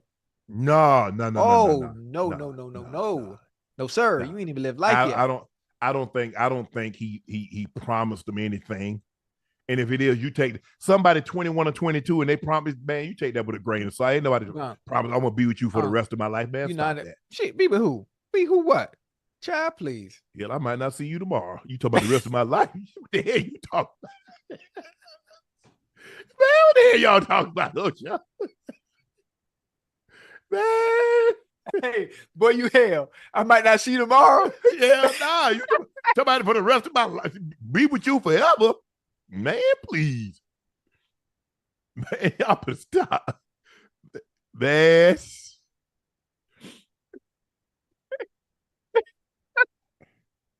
Hey, because the thing is, Ocho, I ain't looking. I've been there. Exactly where Jaylen Green.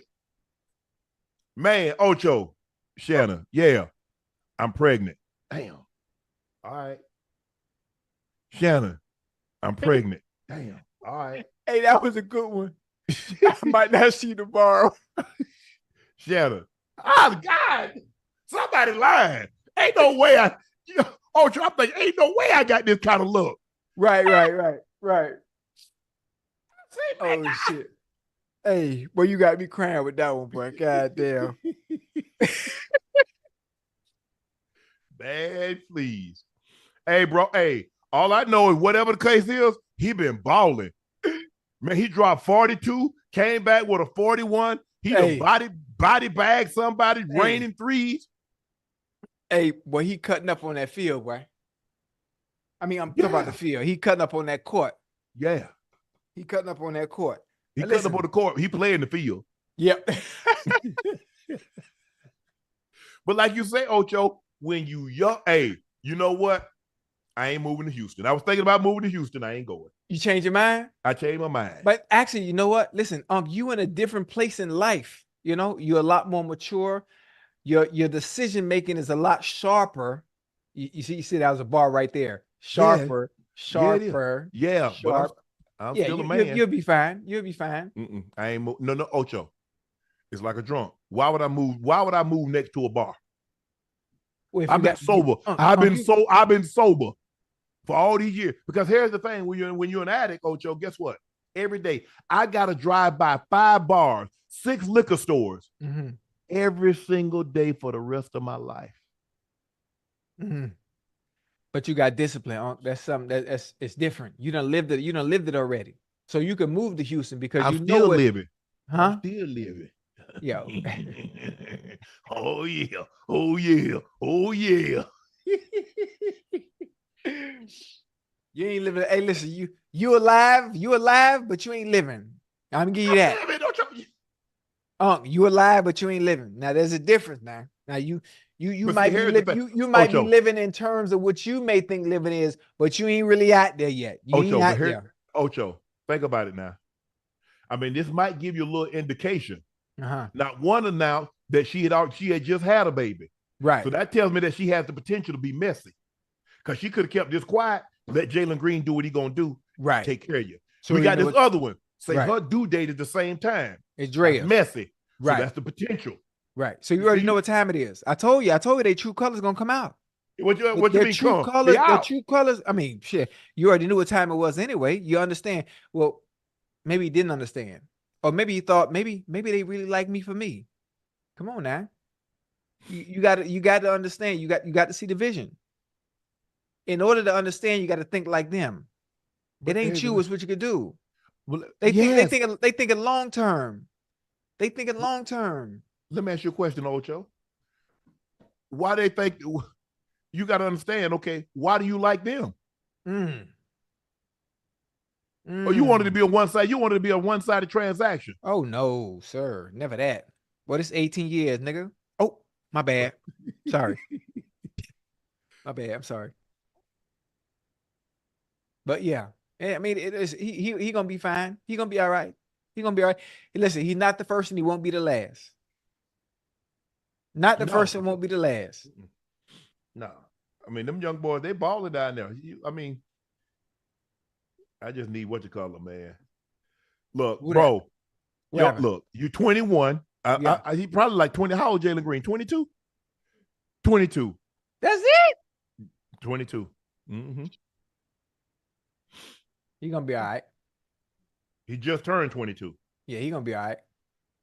Just turned 22. Just turned it. Yeah. Yeah, he gonna be fine. He gonna be all right. Damn. Happens, Ocho. That's what I'm saying. I'm glad. Oh yeah. I am glad. I mean, you have a lot of people. You have a lot of people that would have so much to say. Women be like, "Oh, what are you doing? Oh, you leaving all these women, blah blah blah." You're gonna have certain men that would never be in this position to even understand. Well, if I was Jaylen Green, I would be. Hell, yes, you motherfucking would.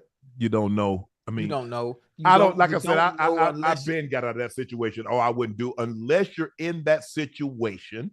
You can't say what you would or wouldn't do because you've never been there. No, I don't think these fellas or the women understand. These are athletes, multi-million-dollar athletes, man, with access to the cream of the crop. Mm-hmm. You are 1%. You get to pick and choose. You get to look down and pick and choose who you want to deal with. Yeah. And ain't nobody telling you no. Nobody.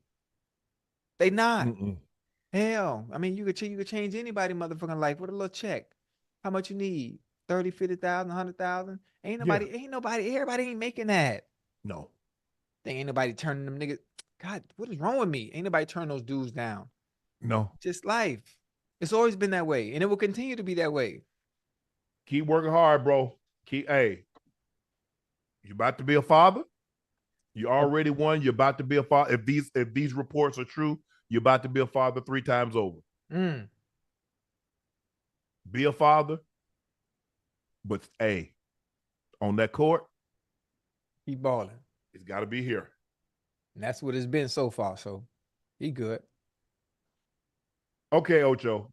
Which of these restaurants has the best wings? This is not a ranking in order. There's just a list of options. Okay, you got Wingstops, American Deli, JR Crickets, Hooters, Miller's. Oh, I like this. House of Wings, Harold's Chicken Shack, Zaxby's, Buffalo Wild Wings, Twin Peaks. Ooh, that's a good one.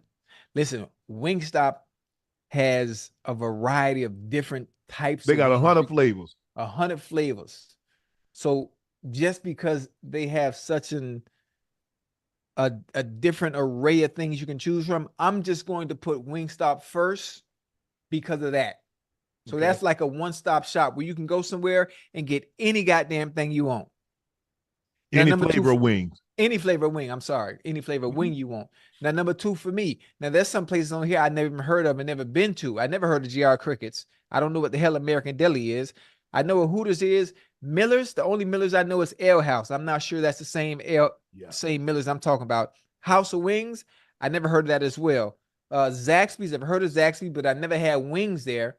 So for me, my number 2 with all Zaxby do wings? I thought they just did tenders. I've never had Zaxby wings either. Yeah, well, same thing. So for me, Twin Peaks, where I frequent all the time, purposely to watch soccer and smoke my cigars. I'm sure they're probably gonna see this. All my people at Twin Peaks, right over here in Pines, and they have one over here in Durrell as well. They make my wings the way I like. I like my wings grilled. I like 6. That's all I need. You like flats or drumettes? I like flats. Yeah. They make my 6 flats, and I'm good to go get my cafe con leche, get my cigar and my goddamn Coke with no ice, and I'm good. Now, as far as the other places, Hooters, I haven't had wings from Hooters. Oh my God. It's been years. I'm talking about it's probably years. I'm trying to think. It's probably a very long time. I can't remember the last 25 years for me. It's been that long? Probably 20 years. Maybe longer. Yeah. It's been a minute, but I ain't been to Hooters in a long time. And in chat, if you guys are familiar with some of these other restaurants, I would Man, I ain't heard about 2 or 3 of these places. Wait, what is Harold's Chicken Shack? Where's that? I don't know. Where is Harold's? I never heard of American Deli. I heard of Jerry's Deli. I ain't seen Jerry's Deli. It used to be a Jerry's Deli on the beach. That closed down. I ain't seen a Jerry's Deli since. Miller's. I know about Miller's Ale House. I don't know what Miller's is. I ain't gonna lie, Ocho. I mean, I'm not the biggest wing eater, so it's not like that's someplace. I can't remember the last time I actually went to a bar or a restaurant and watched the game. Right. Probably, let me take that back. Probably it might have been, oh my gosh. Harold's in Chicago? Hold on. I think the last time I actually went somewhere and I watched a sporting event at a bar, I'm going to date myself. It was probably 2001. Me and Ray went to the ESPN Zone in Atlanta. Which Ray? Ray Lewis? Yep. That's my guy. I love Ray, man. That's great. That's the only thing it's just hard because like I don't watch with the sound. Right. And I'm trying to focus. Even before I got into this and analyzing and stuff like that, I've always been like that. Hey, what's up? Say hey to Unc. Hi. How you doing? Where Rail? Real sleep. She in the room. She in the room. She in the bed. Oh. Tell Real I said come here. Yeah. Oh, well, see, you with sound, I'm at Twin Peaks. It's what happened? I know the best wings. I don't know about their wing, but I'm talking about their chicken tenders. Ooh. Oh, I don't eat chicken tenders. Magic City. Magic City got them 5 wings too. And catfish tenders. Wait, catfish tenders? Yeah. You mean catfish itself? How do you make catfish a damn tender? Easy. The same way you make a turkey sausage. And chicken sausage the same way. Man. I don't know. Baby, where you at? Come here. Who got the best wings? Yeah, who got the best wings? I mean, if to you, for the places you've been throughout your life, who sells the best wings to you? She gonna say anywhere in Atlanta. She know about that. We can put it down. Oh, Fox Brothers got some good wings too. In Atlanta. Who? Fox Brothers. It's a barbecue joint in Atlanta, but that place they book. But hey, Magic City wings, for sure. Man, we've been talking about Magic City since we started the show. Will you try to do something? Oh, let me tell you a spot they got some good food. Cam Spot Fellowship. Oh man, where you think I smoke at, man? I've been at Fellowship 2, maybe 2, 3 times. I'm going to eat. I ain't care nothing about no smoke.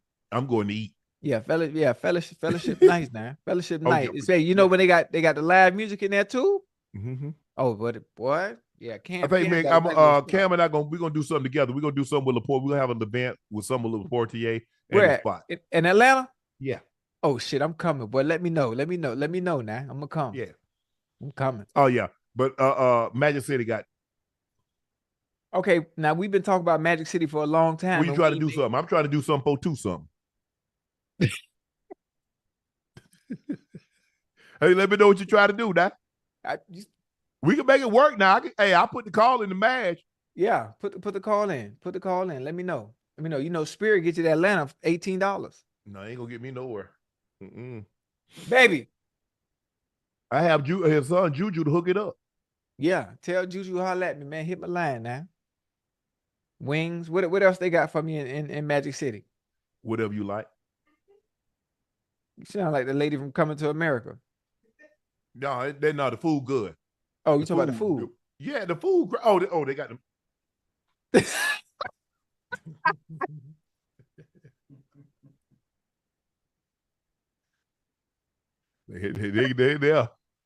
there.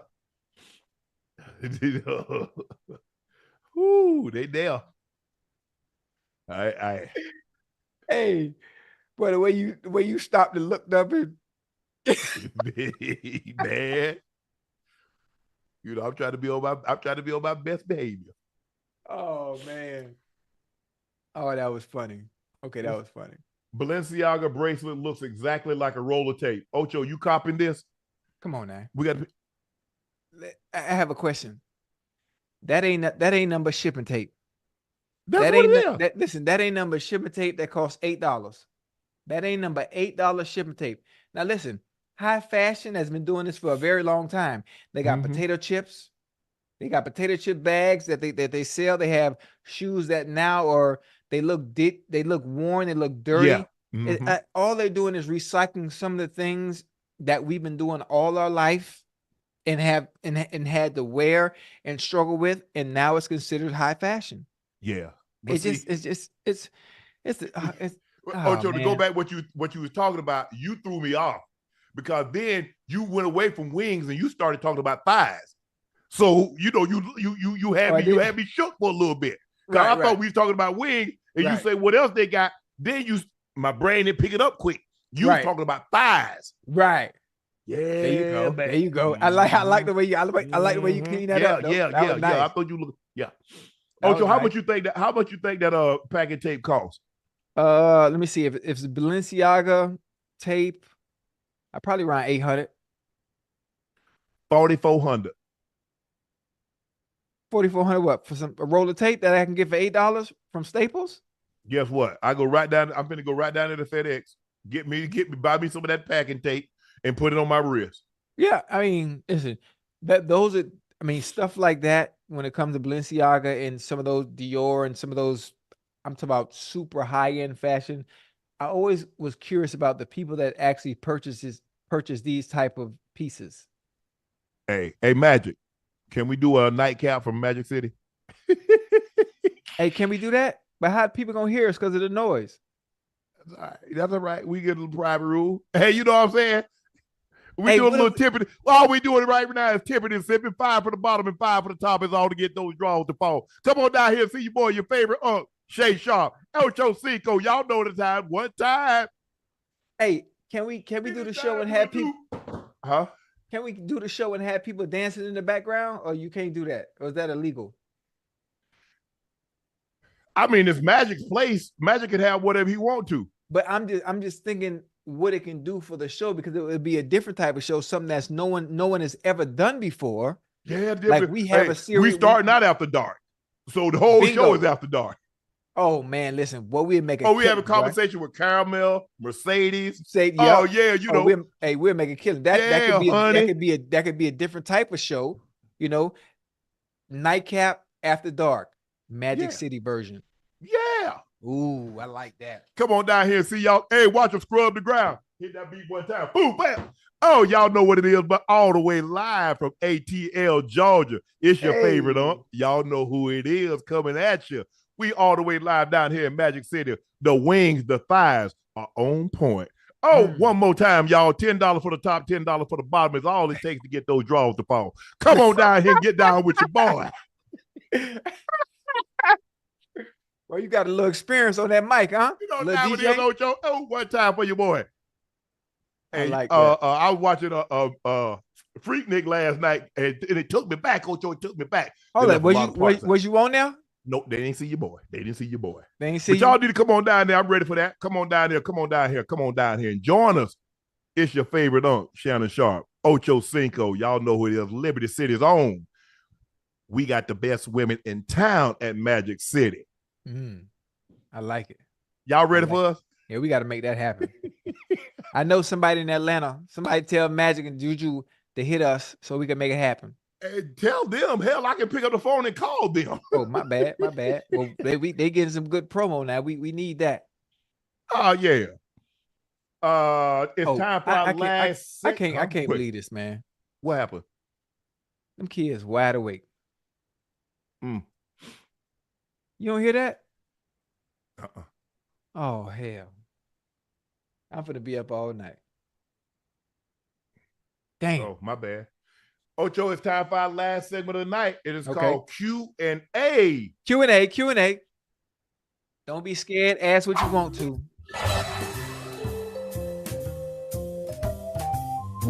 First question of the night comes from LaShonda Gladney. Shannon, I'm a diehard Cowboys fan, and yes, we're tired of Jerry with this chatter, and yes, he's an attention, we're tired of the Joneses, just like we're tired of how you treat Ocho with his Funko and Pop. I appreciate that. I appreciate that. Placard. Hey, you still ain't sent my stuff, man. What you need? What you need, Ocho? I need my Funko on my plaque. Oh, and Dr. Frankie L. Bellamy, she sent you a book. Okay. And it's like inspiration. It's got a lot of quotes. But I need that. This was for Ocho and Rail. But it came to my place. Anything that come to your house in the mail is yours to keep. No, that's not how that works. They're sending stuff to you because your address is public knowledge and mine isn't. Well, guess what? Your gift's at my house and yours is not. Mine's not. Where you at? You in LA? I'm gonna just come get it. You in LA? I'm gonna be in LA April 8th.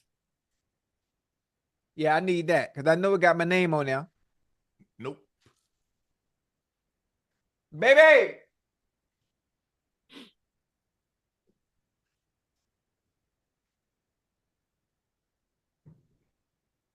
Oh yeah. Rare. No, Sneed? you can't steal something when they send it to you in the mail.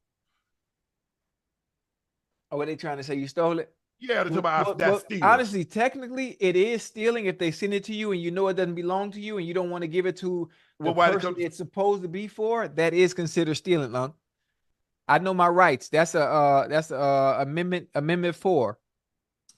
Stealing, the action or offense of taking another person's property without permission or legal right without intending to return it. Theft.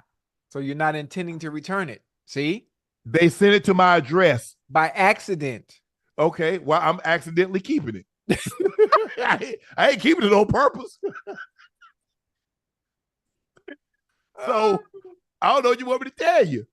It's cool. I'll be in LA on the 8th to pick up my stuff. We out of town the 8th, ain't we, Jordan? Yeah, we out of town. Ocho, I'm sorry, we out of town. Waiting for me to come on. God dang it. There she go. Rail! How you doing, Rail? Rail, where you been all day? In the streets with her girls at brunch. They was at brunch and like having mimosas, and I'm like, what? Mimosas. Who? Mimosas. Get them right. Whatever. I don't drink that shit, but whatever, And she coming here all tipsy and drunk and like kissing on me. I'm like, you smell like mimosas. I'm like, chill, little mama, and that's it. And she ain't bring you no French toast. She ain't bring you nothing back. Nah, I eat my first watch in the morning. I don't deal with brunch spots that they like to go to. It's too high end. It's too bougie. Yeah, I don't like that kind of stuff. And then you pay like $80 for a plate, and the plate be this about damn big. Mm-hmm. That ain't me. I stick to what I know and what I've always eaten. Rail, we taking our show on the road. We going to Magic City in a couple of weeks. When we going? You know what I'm saying? No, me and She tried. She trying to insert herself in the Magic. Well, Rail gotta go, cause I gotta go visit family. Yeah, she gotta go visit family, and I can use Rail as bait. You know what I'm saying, Ocho? Oh, you. I got it. This my aunt. He from out of town. Show him a little love. Hey, Ocho, already got the position. You said you already got the position. You don't need no help, man. You don't need no help. Hey, they finna be up all night. Well, you gonna be up with them. Who? Shit, me. Road King 11 said, "We're not fans to Jerry Jones. We're just customers. I'm tired of it. I'm not giving Jerry and Steven any more of my time or money until real changes are made. Boycott the Cowboys." Good job, Roy King. I don't know if that's gonna work though, bro. Yeah, They love them Cowboys. Laney Ray chimed in. She finally got a question in. I guess you've been in the bed or she's been sick or something because this first time Laney Ray had asked a question in months. Shannon Ocho, would you rather go to jail for a year or go to jail with a Rubik's Cube and you can leave when you solve it? Ooh. Yes, realize the question dates me. I'm going with the Rubik's Cube. I'm going with the Rubik's Cube. It's not easy. It's not easy, but there is a YouTube showing you how you can finish it faster than normal. So I'm going. Ocho, with you do realize you're not supposed to have phones in YouTube in prison, right? But I'm just saying, jail. I'm hypothetically speaking. So you gonna study before you go? Yes, and you know how I am when I study for something. I'm always pass it like with flying colors. Guess what? Yeah, you're gonna be there longer than a year. Shit me. No, sir. That Rubik's Cube, I'm getting up out of there, boy. I'm going to get them colors right. I'm going to get it right. Man. I'm taking the Rubik's Cube and I'm leaving. I'm leaving on a day. Actually, I'm leaving in like 30 minutes. Come on now. When the last time you done a Rubik's Cube? Oh my gosh. Exactly. So you're going to be in there you'll be in there about 2-3 months. You out your damn. Your spidey senses ain't what they used to be. Like you tell me. I thought you said I thought you said I was gonna do the YouTube tutorial. Oh, you gonna watch it too? Yeah. Okay. Well, as long as you know. You ever seen them people that can do a Rubik's Cube in a few seconds? 5 seconds, yes. Oh my God. No. It ain't no drive-by. You go in there and walk out. It be in and out? Nah. Nah, hell nah. That ain't happen. That ain't gonna happen. They compete. They have competitions for Rubik's Cube to see who can do it the fastest. Yeah. Well, don't worry about it. You and I are not doing it. You and I together couldn't beat them kids. Nah, hell nah. Kimber Norwood Jr. said, you're great to listen to. I would listen to you all day because you're a fantastic person to listen to. I can't wait to see who stops by Club Shay Shay. I'm ready for the next episode. Kemper, I really appreciate that, man. That's awesome. I appreciate the support. Thank you. And there are lots of other people like you, but I appreciate you chiming in to tell me that. Faith said, hey, Shannon and Ocho, the Powerball is $800 million. The Mega Million is $1.1 billion. Have either of you bought tickets yet? Do you keep the tickets in the Bible for extra blessing? Or what would you do if you won? Good luck and Godspeed. Well, if I haven't played yet. Now that you mentioned it, the chances of me winning are slim. I probably won't win, but I might play because it's at such a high dollar amount. And the one thing that I always do for me, for those of you in the chat that know me, when I go to restaurants, I always tip $1,000 no matter what. So if I was to win the Powerball or the Mega Millions or whatever it may be, then I would be adding a 0 to all tips when I go out from that point on. That's pretty much it. That's all I'm doing. Man, if I won $1 billion,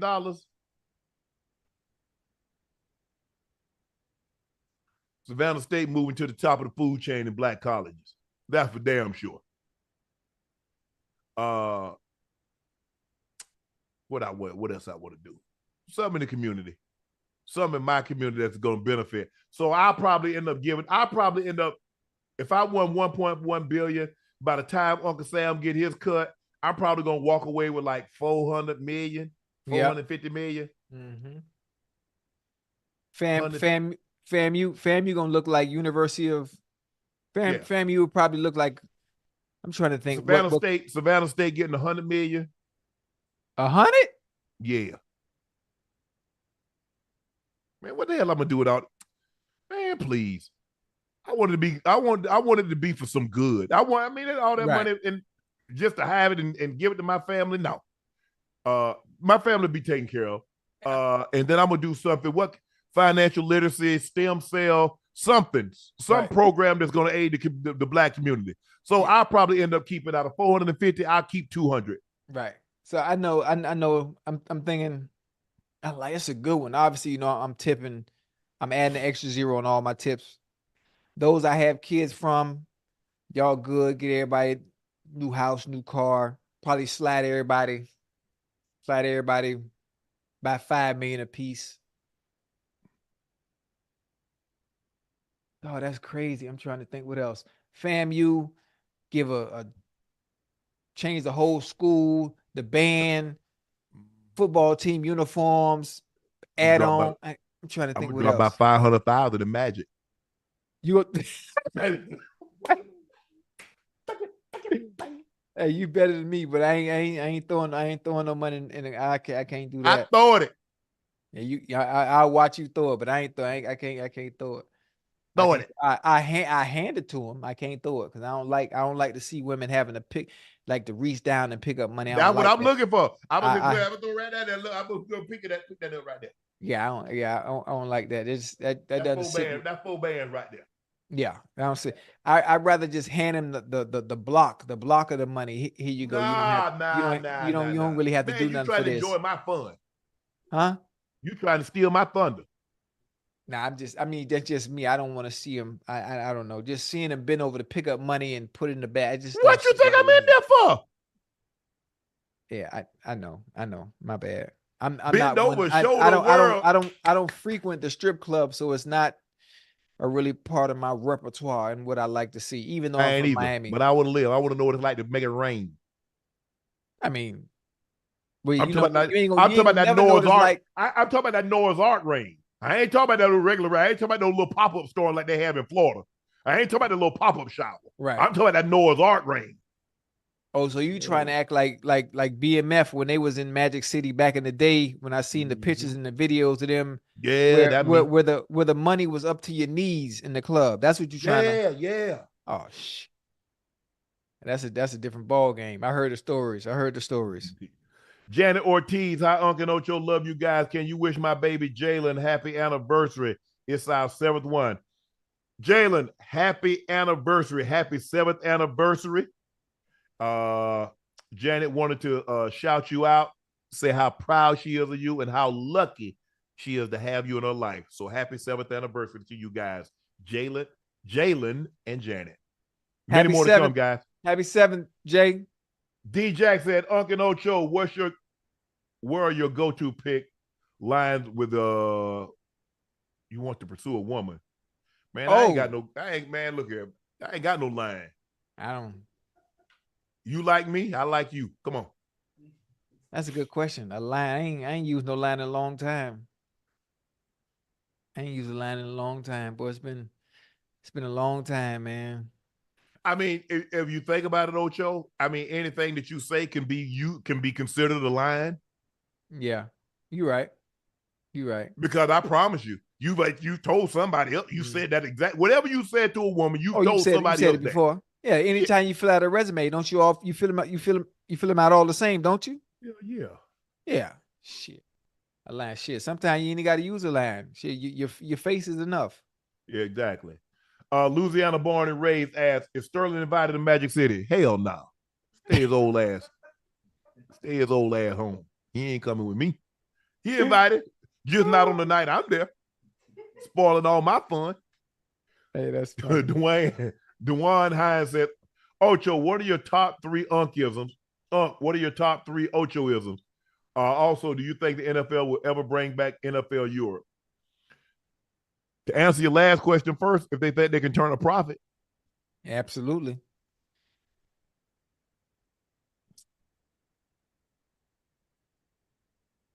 Hey, them unkisms is in my notepad. They are in my notepad written down. And my favorite one, you remember the one you told me? This is my favorite if you can remember it. What's the that? Love, were you doing the most? The love. Oh, yeah. One. Yeah. You remember, boy? Yes. Listen, I can't wait till we argue. Because I'm finna pull that out, boy. I'm loving the most, but I'm getting the least. I don't know how to say it the right way, but I got it written down. Yeah. I love the most, but I receive the least. Ooh. Well, hey, as a matter of fact, when I say it, when we arguing, I'm gonna make sure a tear drop. I need a tear. I need a tear falling. So when I deliver it, like I really needed to hit home, and before she can answer back, I'm gonna walk out and say I need some time to myself. And just like boom. Yeah. Sometimes you gotta set up the argument like that. You gotta set it up. Yeah. Kamari Denard said, how did the NFL announce Offensive Player of the Year and other awards in the 90s. Like, was there big award shows? No. And did they personally call you? No, there were no award shows. I think they just sent you the award. I don't remember. I think like maybe like they started having like award shows like in 2000. And I was, as a matter of fact, I wasn't even able to go because I had a prior engagement at the Super Bowl. And my brother went. I was a tight end of the year, and my brother went and picked up my award for me.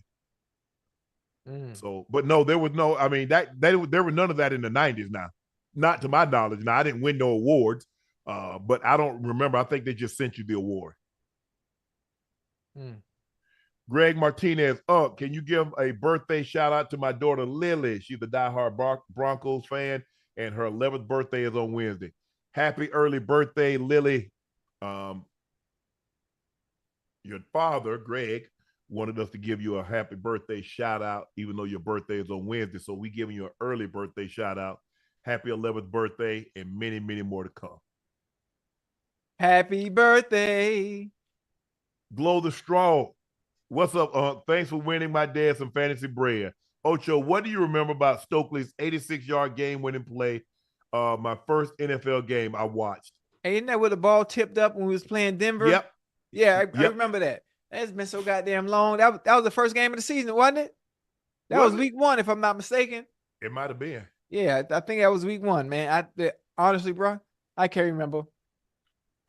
Man. Once football season ended, or once it was over, when I was retired, man, just the thought and the memories of it, it's all faded, man. So far, just honestly, I remember that play though. Angelina they won the Marie, game off that bullshit, they man. Did. Angelina Marie, it's my birthday weekend. I'm fine and free at 43. Happy to wrap up the weekend with Unc Ocho. My roots are South Florida and South Georgia. So you two are honey spice barbecue. Much love from the A. Thank you, Angelina. We really appreciate that. She added all that thing. She said she fine and she free. Yeah, that was for you. I'm surprised you ain't catch on. Fine and free. Huh? Add one more F to that. What you think it is? Well, you know what I'm saying? All right. All right.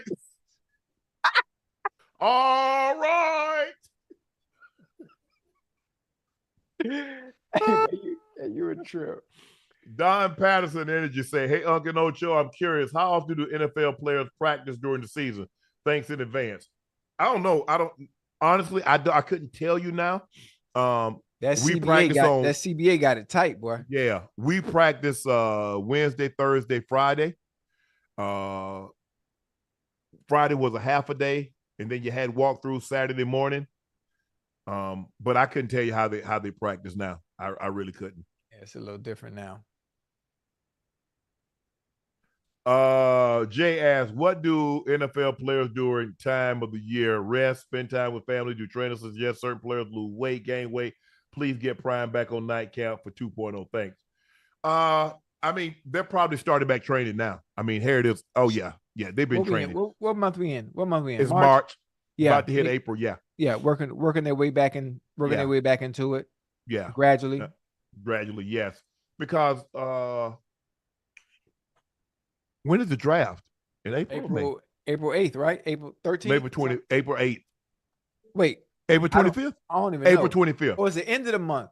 Yeah. Okay. Yeah. April 25th. So new coaches, you could have three camps. So pretty soon, I mean, you might have they're not gonna have any camps till they get the rookies. Mm-hmm. But yeah, they're getting back in shape. They'll started running. They'll hit the gym. Most of them probably done gone on at least one vacation if that's what they do, if that's who they are. Right. But most of the guys have started back doing some light running, starting gradually build back up to it. Spangler says tomorrow would have been my late husband's Mason's and our 7th wedding anniversary. He was a Titans, Grizzly, Vanderbilt fan. I like to think we'd enjoy watching Nightcap together. It's an honor of him. Can you shout him out? Mace, Spangler, we would love to shout Mason out. And I'm so sorry for your loss. I think he would enjoy watching Nightcap along with his Titan Grizzlies and Vanderbilt Commodores with you, and you guys would have loved watching Unc Ocho. Salute to Brother Mason. Tell my mama I said what's up, man.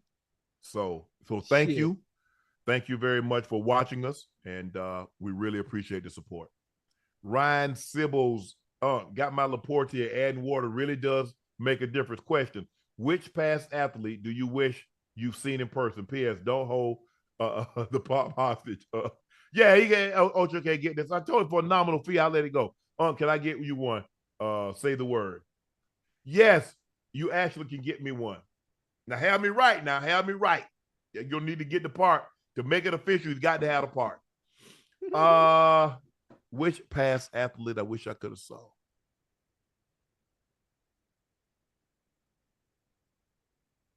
Which past athlete to watch? Yep. Sport. I would probably say baseball. It would be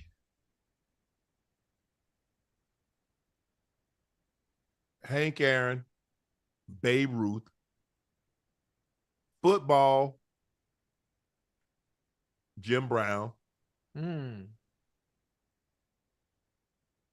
Tennis, Arthur Ashe. Basketball, Wilt Chamberlain. Track and field, Jesse Owens.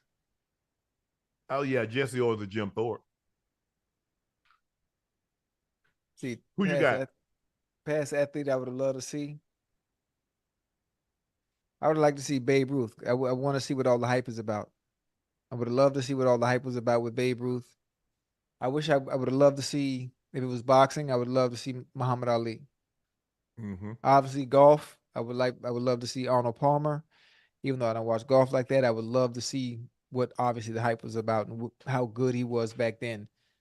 Football. I would love to see Walter Payton. I would love to see Walter Payton live. Hockey.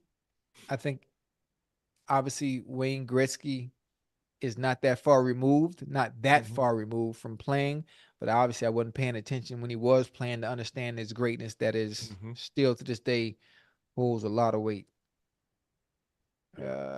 Tennis. Yeah, I've been watching tennis for a while. 88 Soul. Yeah, I was in college. Damn. Ash asked me somebody, did you see FloJo? I'm like, yeah, Ash, I was in college. When she ran in the Seoul Olympics. Actually, I remember in 84 when she ran in what you call them? Boxing. You know who boxing, Ocho? Sugar Ray Robinson. Oh, Sugar Ray? Hey, Sugar Ray was nice, boy. Yeah. Sugar Ray was but nice. You couldn't go wrong with the Brown Bomber, Joe Louis. Yeah. Jack Johnson. Well, that's throwback, boy. Yeah. You went way back. Thank you guys for joining us for another episode of Nightcap. Oh, we back tomorrow, baby. We back tomorrow. Please make sure you hit that like button, hit the subscribe button, and please make sure you subscribe to the Nightcap podcast feed. Who was that? Gruff? The greatest Dutch player of all time, Johan Cruyff. I don't even know it. I don't even know how to pronounce his last name the right way. That's a great question. Gruff. Hey. Please make sure you hit that. Please make sure you subscribe to the Nightcap podcast feed. You can listen through the Club Shay Shay feed, but we greatly appreciate it if you listen through the Nightcap podcast feed. So please make sure you subscribe to that. Thank you guys for selling out Shea by Laportier. We did pin the link at the top of the chat, and we're only taking pre-orders. But with the shipment that we just got in, we should be able to fulfill all orders. So thank you very much. I'm your favorite Unc, Shannon Sharpe. He's your favorite number 85, route runner extraordinaire, Bengals Ring of Fame honoree, legend, Chad Ochocinco Johnson, and we're back tomorrow night. Thanks for joining us.